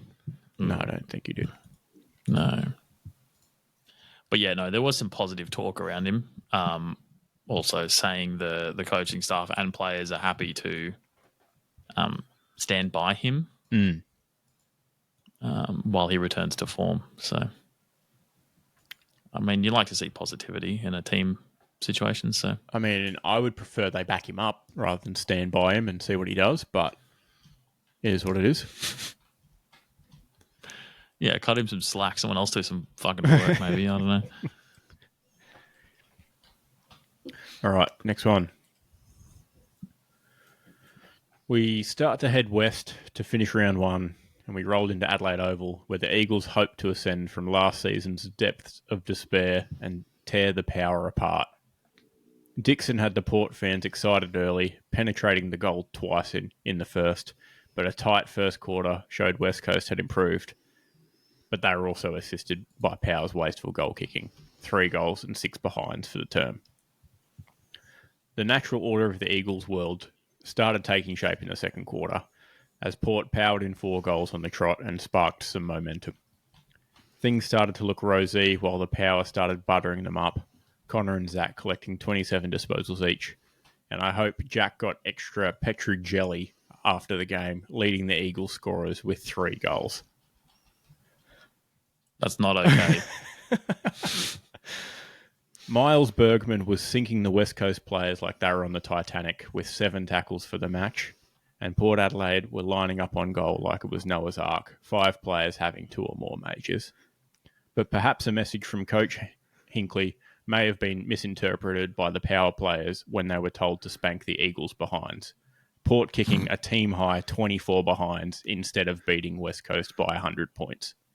Port Adelaide 16-24-120 defeated West Coast Eagles 10-10-70. The stats on this are shocking. Jeremy Finlayson, 4 behinds, no goals. Todd Marshall, no goals, 3 behinds. Guess who took both of them to kick 2 and 3 goals, respectively? You'd have been furious. Wasn't happy. Oh, they actually did not do well, did they? Fucking hell. I mean, they won, but like, still. Most behinds in team history. 24 is a lot. 24 is a lot. 16-24. Did you watch the whole game? I listened to it. Oh, okay. Because I watched none of it. I was wondering how good these 24 opportunities were. But you'd have to assume the majority of them were half decent. Yeah, there was a fair few that sounded easy from the commentary and were just wayward. I mean, like, I'm assuming Jeremy Finlayson's not, crumbing and then turning 90 degrees and snapping one off. Like, I'm assuming he's taken 4 marks and kicked 4 set shots. Exactly. Yeah, most likely. So pretty even spread. 16 goals, 10 to the left, 12 to the right, 1 behind on the left post, and 1 rush behind. So it wasn't even heaps of rushes. It was just... It was basically 11 left, great. 12 right. Not great. Not great. Footy wins. Yep. West Coast back to their best. How good. I mean, I don't know. They won the game in handballs. They scored 70. Yeah, they did still score 70. 10-10 is great for them. That's a lot of opportunities. They were as efficient with their disposals as Port Adelaide. Mm.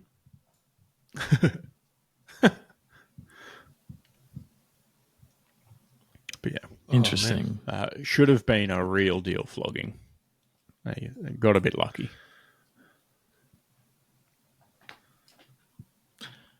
Yeah, no. They got off easy. Having not watched the game and just reading the scoreboard, they got off easy. Mm-hmm. All right, Maddie finishes off. Not the first time you said that. Yes, sir. Oh, man. Such a disappointing review, too.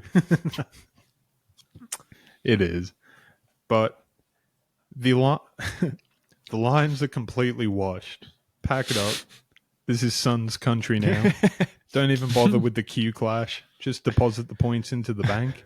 At least that's what I would have said before a shocking name change. However, a lot less shocking than the effort put in by the supposed Tasmanian AFL club. Can we all admit that you just got too drunk or bored to do any real work and hired some fella on Fiverr to knock out a totally not Mr. Beast logo for the Tassie Devils? Don't skip ahead, dude. He's not talking about the game at all. That team announcement happened less than 4 hours ago. You're telling me you wrote this recap while we've been sitting here, haven't you? But things go from bad to worse with Brisbane, as sadly, Eric Hipwood kicked 3 goals this game, way above quota, which suggests a very dry, goalless week ahead for the old Hip and Wood.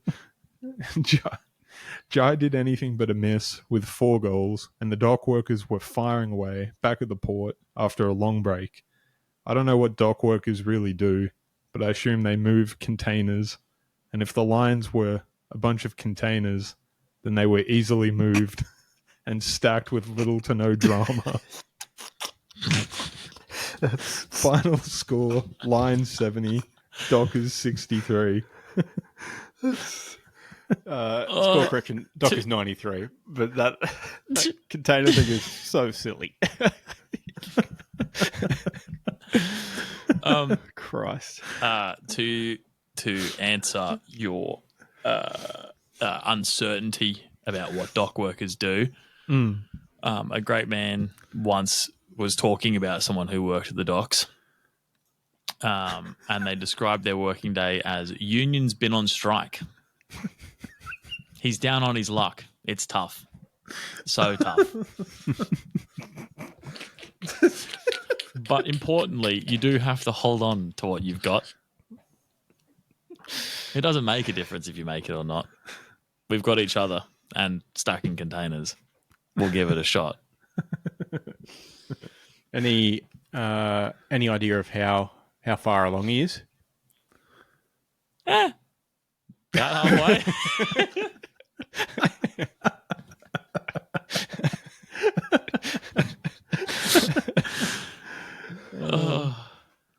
He's a religious man, though. He's living on a prayer. Yeah. Pretty bad showing for the Lions. Chris Fagan, hot seat, perhaps. I think two losses off a grand final. Yeah, I think it's about time. I think he's overrated a little bit. Get rid of him. He's not done any good for Brisbane. If this was an American sport, they're so brutal over there. Mm-hmm. You hear about head coaches in the NBA. I don't know. You hear about a head coach taking over LeBron James's team. LeBron James is injured for the first 3 games. They lose all 3 games, and that's it. Never coaches again. And it's like, well, I don't really know what you expected him to do in the race when his car didn't have an engine.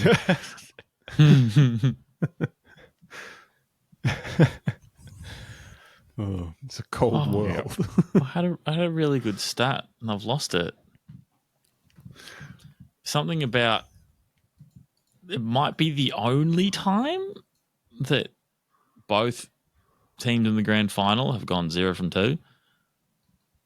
I mean, it could be. Yeah, right. Sounds pretty likely. I think. Sorry, I was just looking for it just now and I can't find it. But I think it was either has never happened or hasn't happened in 100 years. Something stupid like that. Sounds pretty likely.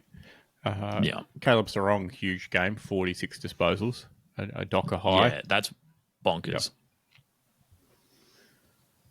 Yep.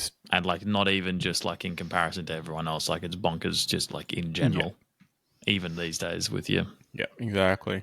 And then they had, Dockers had the top 4, 46, 33, 32, 26. Caleb Sarong. Well, tied fourth. Yeah. Mate, give Josh Dunkley a break. Sarong also had 10 clearances. That's large. All you fantasy lovers would have fucking frothed him. Wow, we. Oh, yeah, absolutely.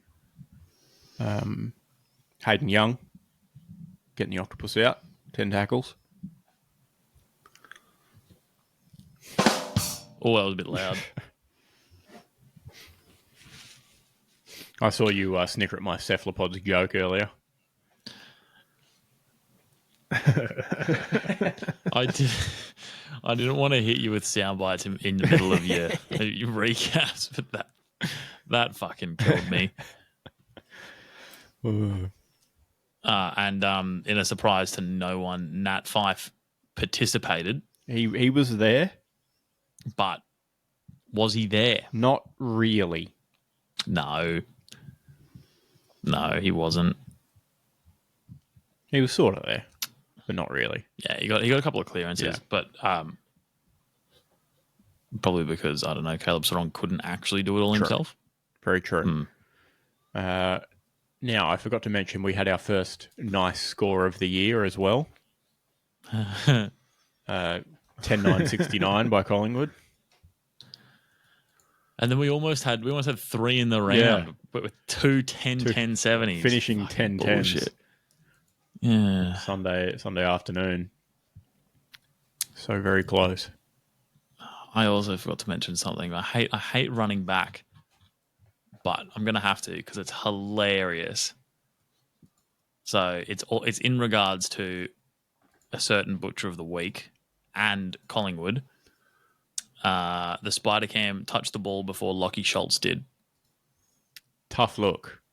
And at halftime, the Spider Cam was equal on touches with Ash Johnson. Even tougher look.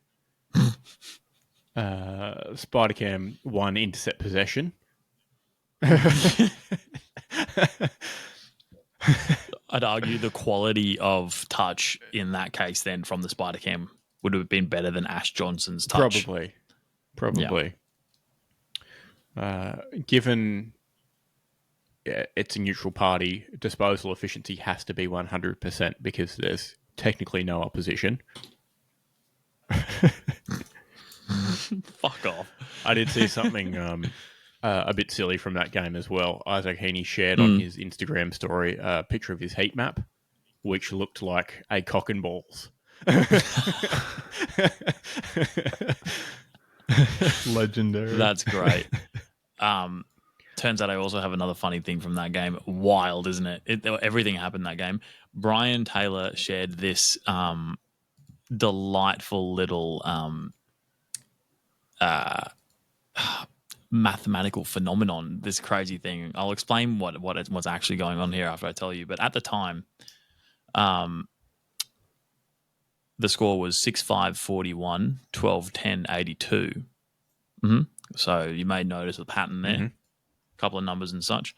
Brian Taylor also happened to mention that Sydney had 22 scoring shots to Collingwood's 11. Sydney with exactly double Collingwood's score. So Brian Taylor on March 15th at 20-9 p.m. discovered multiplying by Crazy. 2. Wild. Oh, God. Pretty good. Yeah, it's the thing from Hangover with what's it? Is it Alan? No, it's not Alan. Yeah. It is Alan. Yeah, and all the numbers rushing towards him, except it's literally just times 2. It's a multiply by 2. That's it. Yep.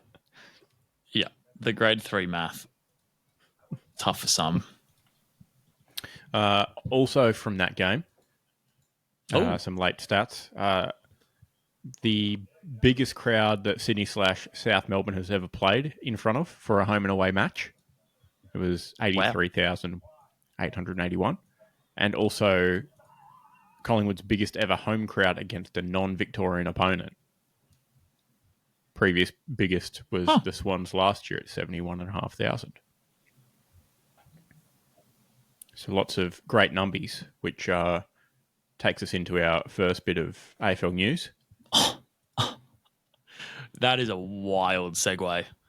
So AFL in-ground records were smashed over the weekend. 413,000 fans attended the 9 games. My theory is because 1 billion games were played at the G. That helps. So, yeah, capacity helps for a start. And also GMHBA/YMCA Stadium finally having finished its renovations obviously contributes because their capacity is now like 40,000 or something. But yeah, just records everywhere. Smashed for Australia's pastime. Footy wins. Footy does win.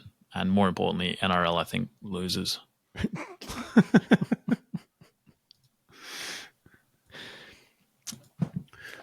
Pretty good. All right, now onto the spoiler Tasmanian Football Club news that Matt jumped into early before. So, like we all expected, the Tasmanian Football Club mascot is the Devils. Hold on. Hold that.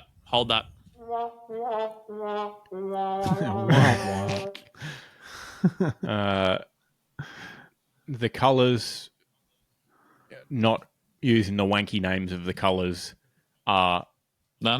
dark green, I've got these. I've got the red and the yellow that we all know of Myrtle. Tasmanian teams.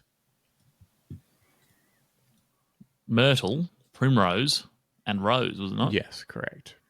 Rose red, primrose yellow, Myrtle They green. also were kind enough in their marketing to let us know which hex code they were using. That'll come in handy in 4 years' time when I have to do the weekly tips post. Yeah, so save that one. Get in early for later. Shocking. Now, so we're not exactly shocked by the colour selection either. No. Could have been better. You know, if they'd gone with the rainbow trout, for example, could have really jumped off the field. The Tassie tuna, I think we floated. Can't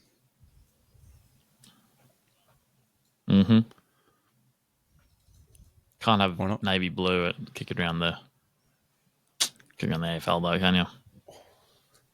Yeah, that's fine. There's an orange team too. What's your point? There's the team that's called Blue. That's getting his juice. The blue team, if you will. Oh yeah. Fuck yeah, I got some warm juice right here. Honestly, he heard orange and went, oh, I've got some. Well, if your room's as hot as mine is, it's fucking warm. It's room temperature, thank you. The colours of the... Matt, I'm sweating my balls off under here. Look at this. I've heard someone play with their aircon. That's so right. I don't think... my hat off to show my balls. I'm a ball-chinian. My head's dry. I'm in from the aircon as well.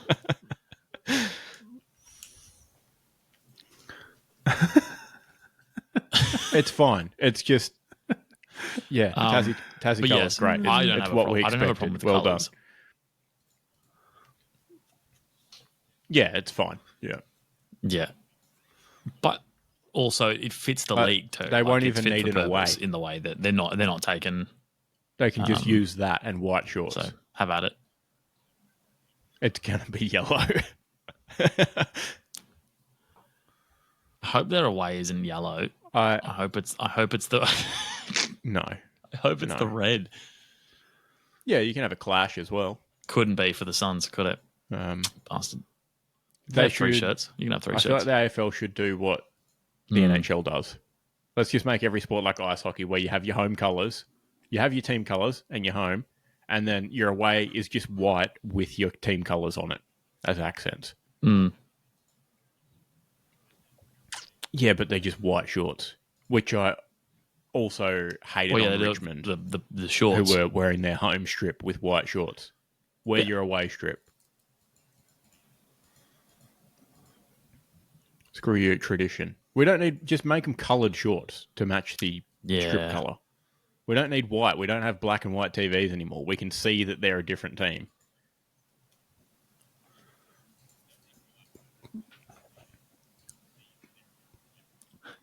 Yeah, and they'll be confused twice a year when there's got to be someone with with black and white TV watching the AFL. Who cares? Non-zero chance.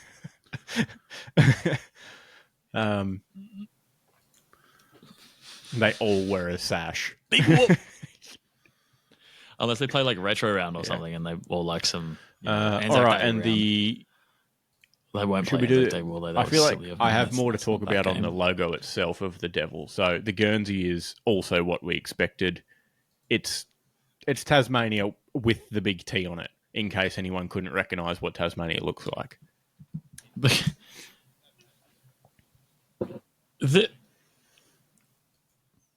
really fucks me off, though, is that they've had that shirt in Guess what? It's shit exactly already. The same, except we made the island bigger and moved it real... slightly up the Guernsey. It's the same thing. Couldn't tell. what shits me about the island itself is Couldn't someone's Paint 3D magic selected off an image from Google Maps, the map of Tasmania, and then used the magic select outline to make the yellow map of Tasmania. All of the straight lines. Yeah. No King Island, no Flinders Island. Any no of the Bruny islands. I've Island. forgotten any of them. King Island. Guess what? They You're even not on the referenced Guernsey. King Island in the presentation. They're like, people watching all the way from idiots. King Island. You're not on the shirt. Yeah. But, yeah, the Guernsey, we've seen it a million times. We knew it was coming. We heard this train coming down the tracks since last year, and we knew exactly what it looked like. We're like that English bloke who loves trains. We knew exactly what it was by the sound of it.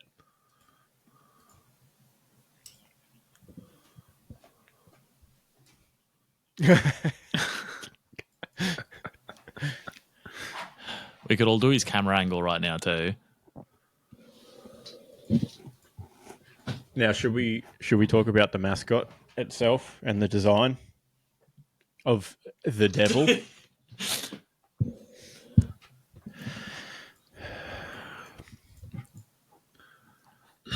Initial reactions for me, it looks like the emblem of an esports team. I'm not happy about it. Pick an esports team. I don't care. Which one? Oh, sorry. What's up?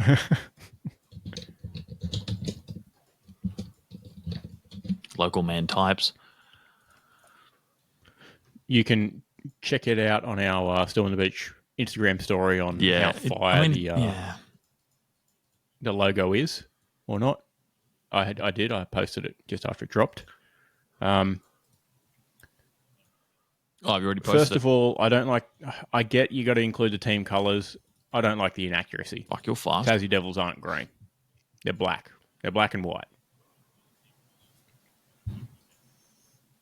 It looks too rodent-like for mine. And there's too much detail going on. I'm sure, the graphic designer probably, and we saw a little clip of him at the end of the announcement, him working away and resizing it and all that shit. Yeah, exactly. There's too many different coloured lines and dots and stuff like that going on. Give me the St Kilda stick man. Well, I think the different coloured lines and dots would look fine. Or if they were green, if they were the green and the rest of it was black. Grey and black. If the predominant colour was black and they were the myrtle green. No. I get it. It's got to be the same colours, but it just doesn't make sense. It should be green. You know what? They missed an opportunity. They've used the rose colour in the ear, right? Or similar colours. Chuck it on the snout for that devil tumour thing that they get. Chuck it on the snout. You've missed an opportunity there. Exactly. You can be a walking mascot of a huge issue in their wildlife population. Yeah, to raise money for them. Genius. I've also noted here that they've embraced Tassie's bogan nature by giving their logo a mullet too.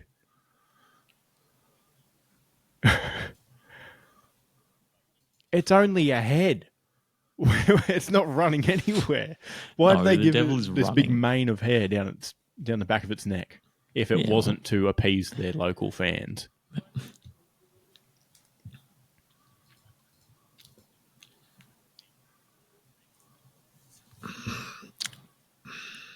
I think the problem is all they've done is appease people who like local Tassie footy. Like, I mean, probably makes sense, right? But the people that turn up to watch Launceston play Hobart or whatever. Yes. Like, I don't know how it works down there, but I assume that's a game. They're different gravy people. This is true. They're not they'll obviously also support the AFL team, but like they're hardcore. So they've just run back, played the hits existing shit from playing the hits of like Tasmanian the old Football Club or whatever the fuck, logo, or the one that's been floating around. Yeah. And then, they've experimented with the wrong thing. You can become a founding member for $10 right now, though. They have already had 40,000 people member up. One way to pay the bills. Yeah. So, well, that's my theory. Why you would do this, because you're not really gaining much. They say you're going to get access to merch first, like Guernseys and stuff. But like you might get a bump sticker or whatever. But realistically, they need cash flow on the books, and they've just decided to sell it to, because like even people from opposition teams are going to be like, yeah, cool, I'll throw $10 or whatever. It's the Kickstarter effect. People want to help. The logo itself, I don't think it's terrible. I think for me, it's too much detail. I think it's appeasing new fans, younger audience, but also true. Which is ironic, I feel like it's a step the up rest from of it appeases 7-year-olds. A $5 thing, which would just be the plain devil without the detail.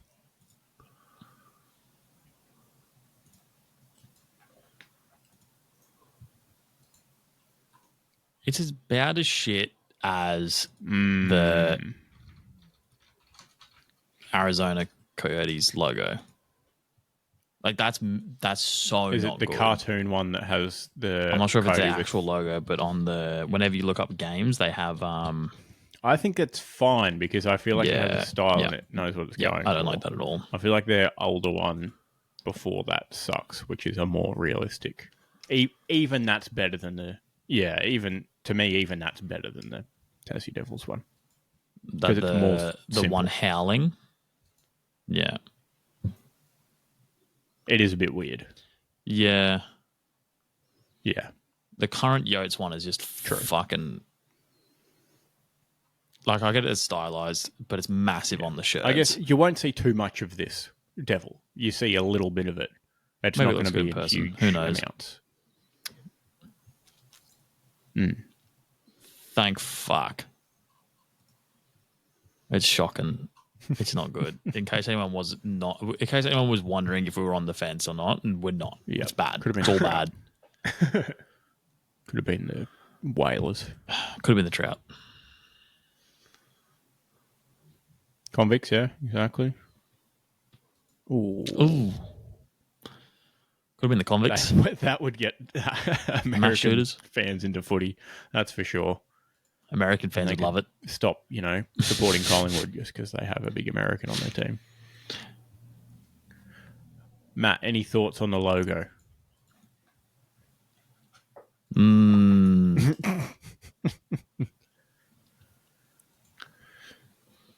It's just terrible. This is true. It doesn't not look like it. It looks like the Mr. Beast, which might thing. that might be where my mind's going with appeasing younger audiences. Which is just upsetting.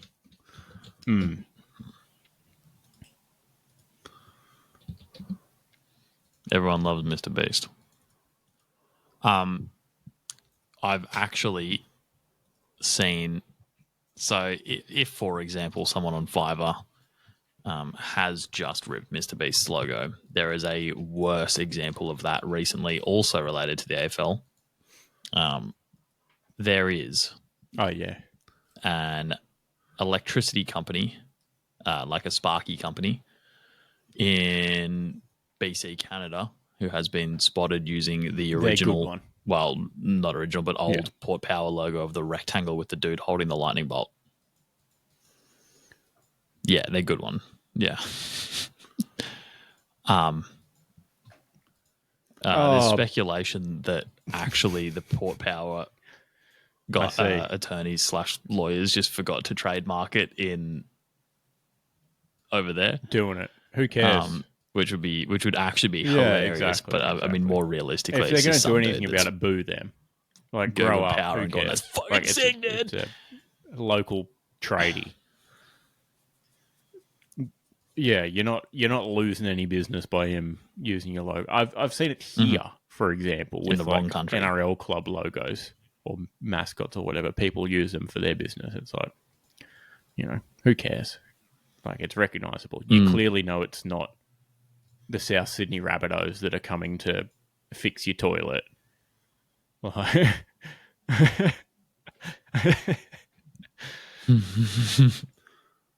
Could be. Russell Crowe turns up. My favourite thing on this is good luck getting them to turn up in September. Completely fine. Yeah. Yep. But yeah, sorry for the segue. But Tassie team. Devil's fur is not that long before they've to existed. be making strands like that. To have a mullet like that. Oh. No. Yes, correct. Also, they're not the Tassie Devils. They're Tasmania Devils. The Tasmania Devils. Which is, I don't like it. Well, I'm just looking at the caption at the bottom of the photo on AFL. It says the Tasmania Devils jumper, which is capital. Yeah.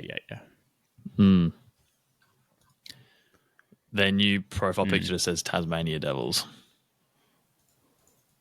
Doesn't sit right with me, if I'm completely honest. I love the artistic bitch, design that went into the V in Devils to make it marginally look like the shape of Tasmania, like a little bit, by chopping it in on one side and around the ear.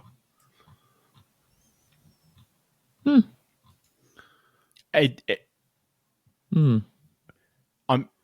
not convinced it was deliberate. Accidental, I reckon, given the same dude probably drew the fucking devil. Yeah. Yeah, possibly not. Now, what this does open the door when for the professionals AFL do it, for they are, is but this guy on Fiverr maybe not. NBL style promotional jerseys. As in the Tassie Jack jumpers literally already have a Looney Tune one with the Tasmanian Devil on it. With loonies.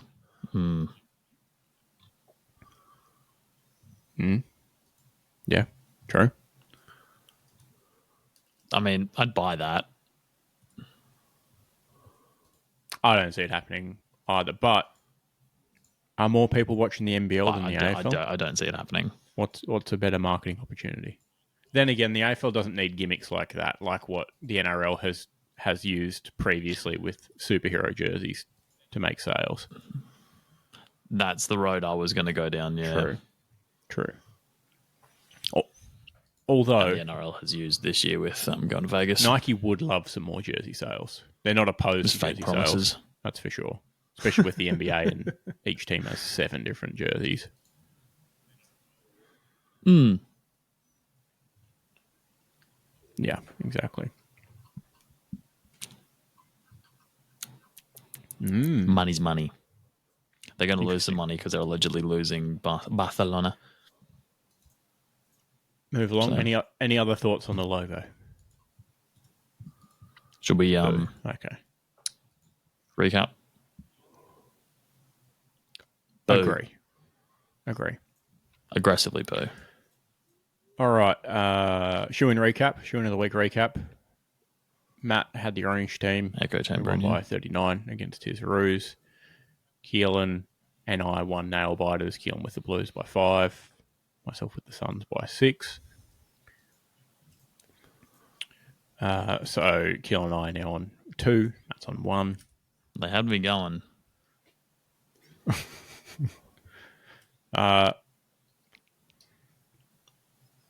Suck, man. Oh, man. How does it feel that you're only off the mark because you bet against your own team? If you, just accept It feels your fine. insecurities and your downfalls, okay. no one can use them to hurt you.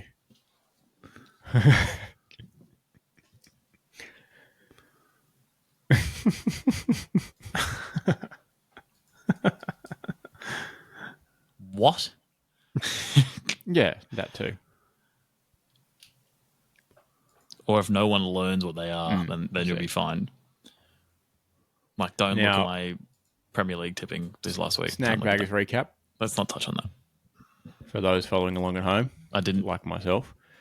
We had goals from Stringer, Troll, Riccardi, Larky, Bontempelli and Rosie. Holman and Fife missed for us. Yeah. Now, if we can just get one of these to hit one week Decent during showing. the year, we should be in the profit. Because that combo was $31 odd dollars. So we just need one. That's all you need. Just one. Huh. Well, I'm feeling good this week. Well, we should probably do full tips out for the I boys reckon I've first. got some names. Oh, we're going to shoe in first, aren't we? Oh, Lordy. Don't skip ahead. All right. Well, then on Thursday night, we've got Saints Collingwood. I feel like this is going to be a big challenge for my year. This is make or break on St Kilda tipping for me for the year. St Kilda in a must win. Collingwood in a can't lose. People have.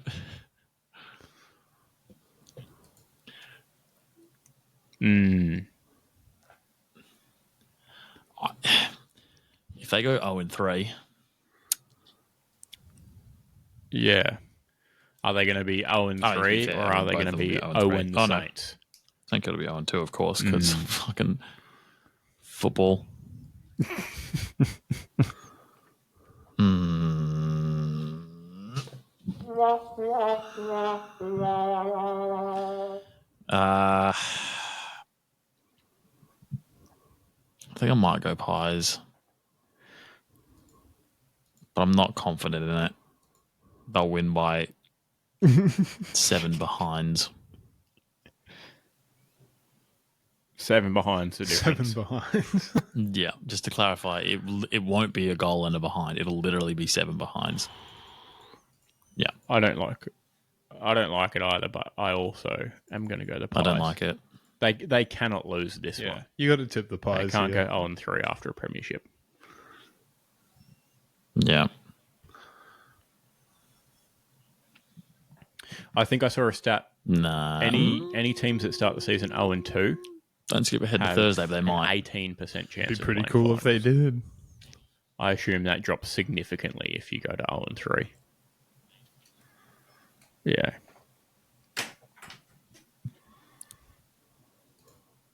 You'd have to think so. Wowee. Well, at Adelaide, we've got I think you Adelaide take Geelong. Adelaide at home. I think I'm semi-confidently backing Adelaide here. Matthew. Yeah. This guy. Yeah, for sure. Marvell. Adelaide. Freo off a big win. Take the long flight to face the Roos. Yeah. Oh, North at home. Different gravy. you got to take North the under. at Marvell. No. I wish they had a real home anyone They said stadium. that? lose most of their games, full stop. I think they lose most of their games at Lose Marvel. most of their games anywhere. First game of the year for Marvel as well.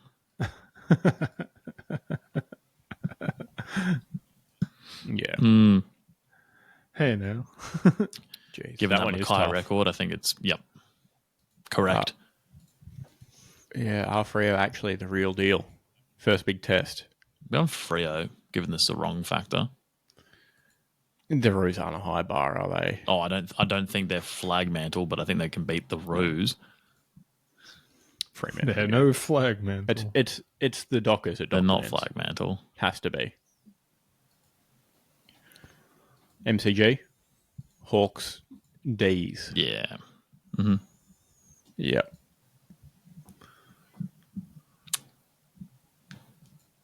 Probably D's. Yeah, I'm Given definitely that feeling I'm a bit more not familiar last with my currently position in the I'm just tipping going to now. tip sensibly. When I I've hit dropped all the way last, to I'll tip 10th. emotionally from now on.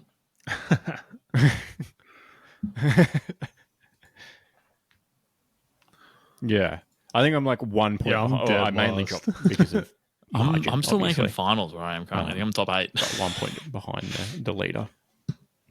Matt went ballsy this week and paid the piper.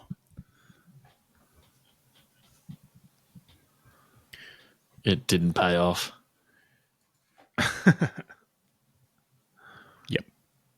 Essendon are rooted this week at the SCG against Sydney. Comfortably. Oh, and the Bulldogs are already off to Mars Stadium. Matt. Matt, who have you got in Sydney Bombers at the SCG? It's Bulldogs' sons there. Yep. Good call. Got to take Sydney for sure. Oh, Matt, I just want to let you know you are allowed to tell us who you tip without us Ballarat, explicitly asking you. Bulldogs.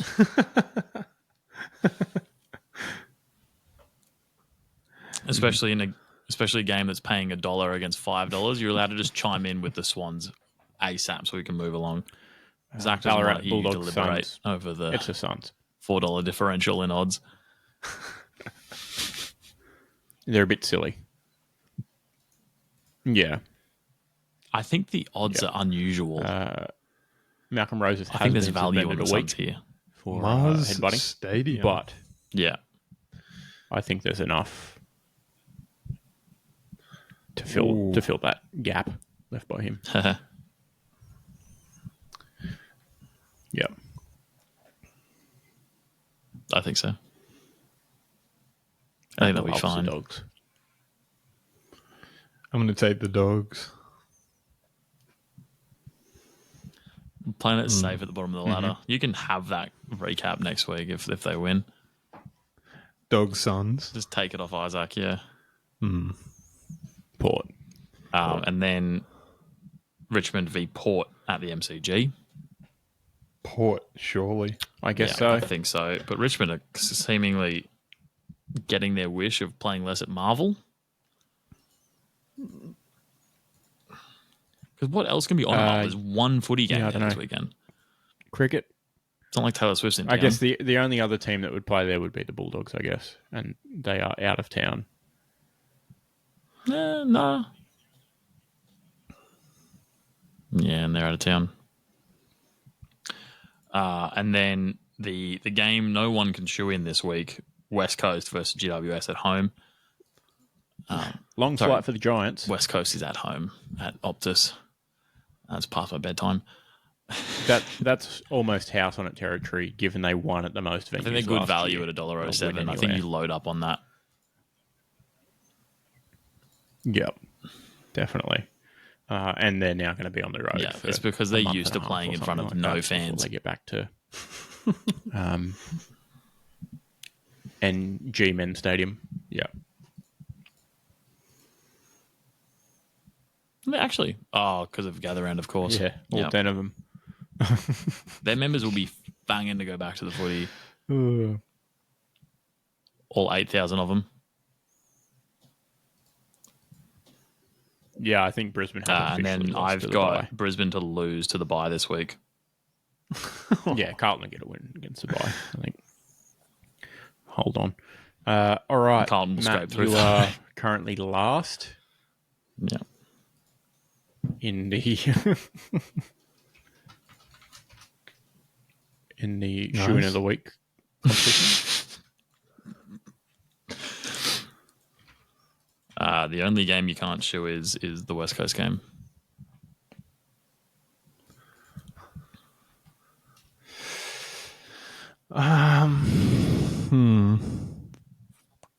Thinking noises.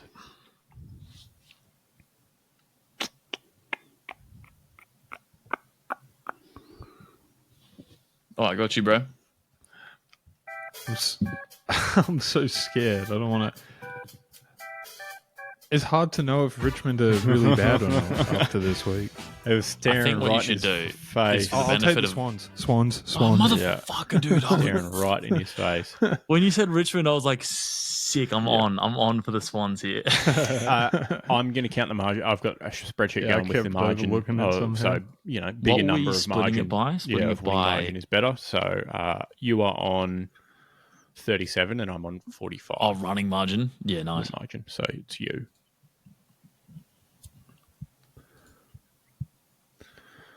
Okay, that's me. You almost breezed right over it. I honestly thought Matt was not going to pick Sydney. I'm going to take a page out of Matt's book and take Melbourne here because I ain't drinking that beverage at the end of the season.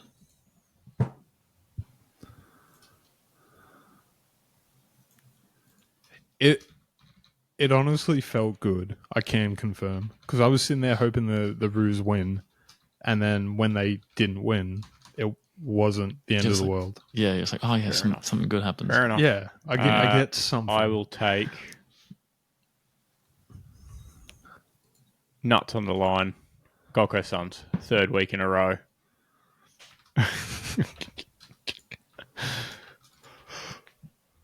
I saw that Easy if you coming. like.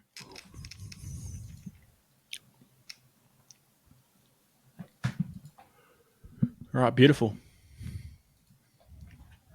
Yep. Nick Might Watson. hit in early for snag baggers then.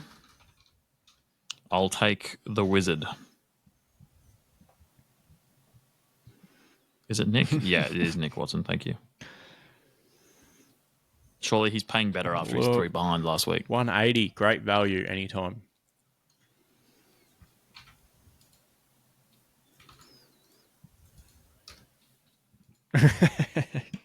He's in and around. He was exciting. All right, Matthew. He's like an even smaller version of Ginnivan. So back to the well. Suv Larky for 2. Nick Larky for 2. If it ain't broke. Yes, sir. Back to the spinning meat. And I'm going to go first selection Lacocious wind assisted in Ballarat.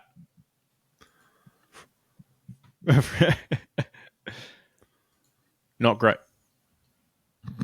From a comfortable great value on 85 that, metres away. Hopefully, looking at the forecast, dry What conditions, about so the it should hopefully get some marks at accuracy of least. him, though?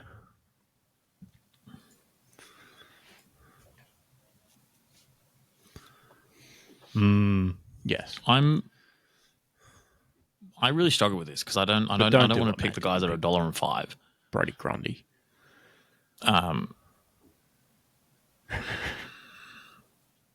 It was Brody Grundy revenge game, to be fair. Pretty sure I picked. He did have a good game. I think we all ended up going, yeah, Brody Grundy's a good choice.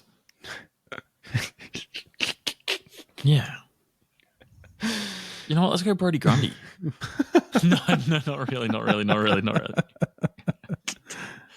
He's due. Oh, he is though, isn't he? What's he paying? No, he probably shouldn't. Oh, no, He we is shouldn't. paying No, way we down the shouldn't. list here No, you're somewhere. right. $290. Goodness me. They've basically written him off from kicking a goal for the rest of the year, I $14. think.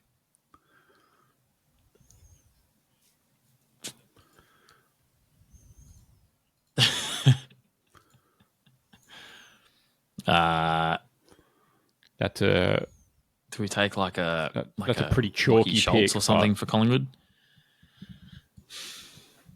as in like Because like if they're playing, the square, like the pick like if that they're everyone playing will pick. chalky, as in what does that mean?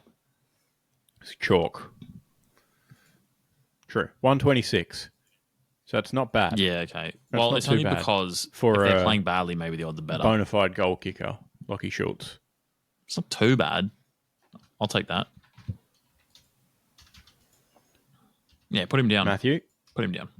Throw him in there.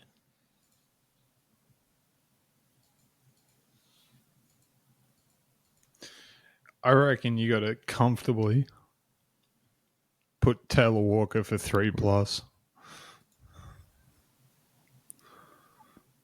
One we goal. have to put him down for 3+. So can we just put him down for $1 for Taylor Walker at Adelaide Oval.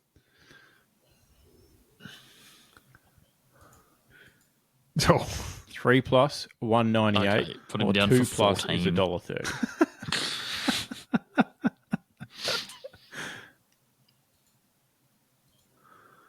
$2. Please don't put down the $2 bet. Oh, he's guaranteed for 3+. If he kicks 3 goals, 4 behinds. Matt, it's your pick. Would you like 3+? 7 behinds, 2 goals. No. No. Yes. I want to see that little Bet with your 3. head not over it. They jump off the page. Wow, Matt's picks really stand out on this list, hey?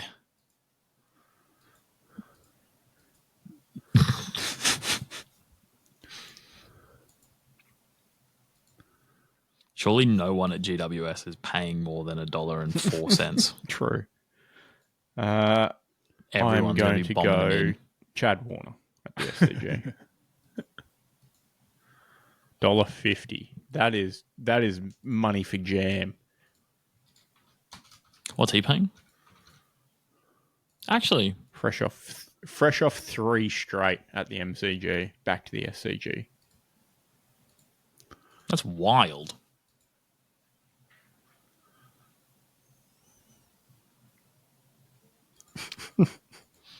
Oh no, I don't want to pick anyone from West Coast. That's silly. They're going to score 3 goals. We are up to $10.31. We're probably on reasonably decent odds already, right? 1, 2, 3, 4. Okay, it's pretty weak. From our 6 picks.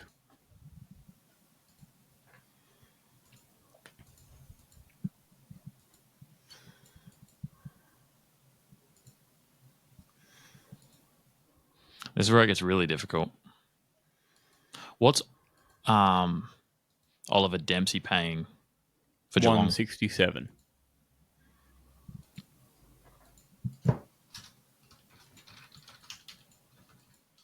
I'll have no that tape on because him he's yet. still got the film. is a new recruit. Just put in Geelong Yeah. so I can Yeah, literally that. where he plays. Yeah. Yep. Matthew, one more. Yeah, given that he's a Yep. unknown. I have to pick 3. Oh, no. No, just like the other 2 weeks we've done this.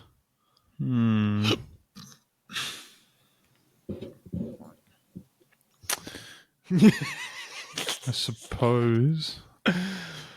What if he panics and picks Brodie Grundy again? I mean, I was about to say you love the dog so much. Why don't you take a dog? Oh, do you take Tim English? Revenge game? Tim English is the, best drift forward goal kicking ruckman in the competition. Surely not Tim, though. $2.10 for Ann Goal, Matthew. 114. How much does Aaron Norton pay? If he pays, You want Aaron Norton? he pays more than Just the one? more than That's $1.10. That's not bad. Chuck that on there. Yeah, as silly as... Yeah, just one. Just... He's at a 7-year contract and he's paying... Sorry, a billion-year contract and he's No. paying $1.14. And Just doesn't line up. total No. odds are What are the total odds? $18.42.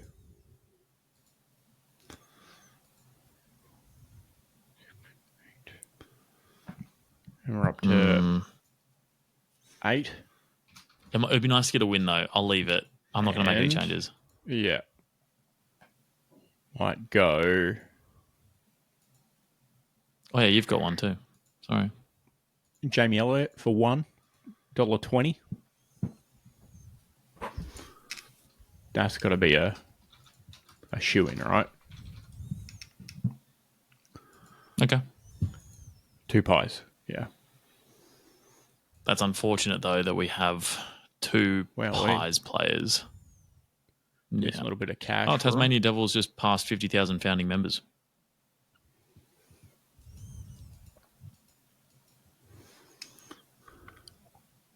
All right, with those for all 9 those counting along at we're home, that's $20.46.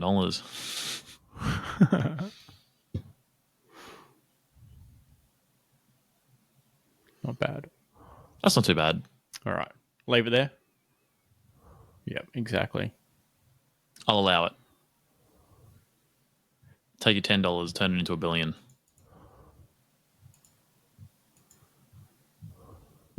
I felt confident about last week's one, but I feel better about this one. That's boosting our odds.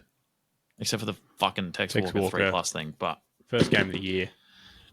In front of Hilux Hill. Yeah. Radelaide Oval. It's possible. Yeah. Yeah. He's returning too, so... Excellent. The stage is set. That's nice. Okay. Well... Fuck. One piece football news. Jose Mourinho Netflix documentary coming out 2025. Oh. That is all because it's currently been running for 2.5 hours. Mourinho. Mourinho. I am Jose Mourinho. Yeah. I mean, there might be an episode called I Am Jose Mourinho. That'd be sick. But yeah. Yeah. roll the tape. But yeah, that should be good. I mean, he's currently out of a job too, so we'll see. But yeah, that's all. That's all, folks.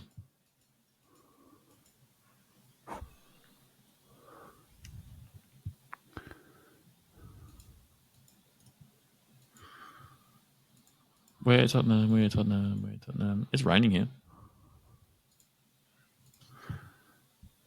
Is it mine? I will choose heads. Do you mind whipping up the flip? Because it freaks out my my shit every time I open it now. Flip's a Mew. Oh, bro. Someone that works at the Bureau of Meteorology hasn't renewed their SSL certificate on their website. Your connection to this site is not secure.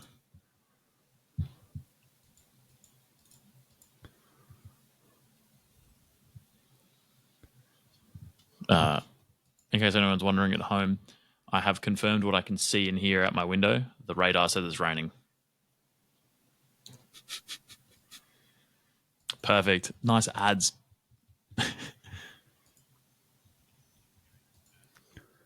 It's because you play that fucking bottle filler bullshit or water sword or whatever the fuck. Water sword. As a throwback for the season 1 fans.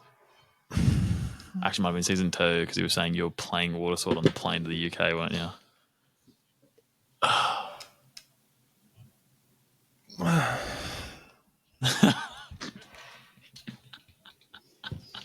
Quick. We're back, baby.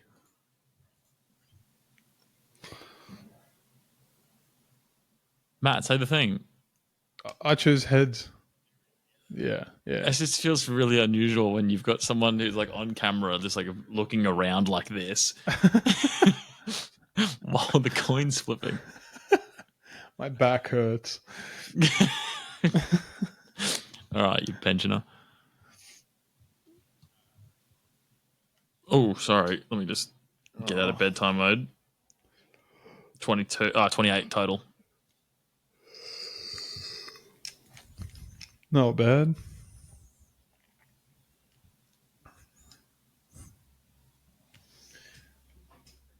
Holy I'm gonna have some shit. victory juice. Is it?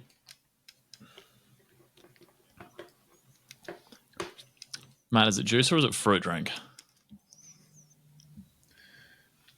Oh, no. It's fruit drink. It's very tasty, though.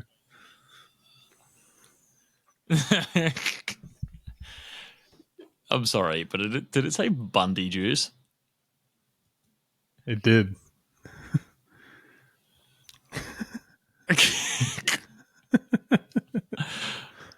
I've been lied to. False advertising. No, you Strikes you once forgot again. to read the fucking packet. Grow up. You can't call yourself Tasty Pies and then sell someone a hamburger.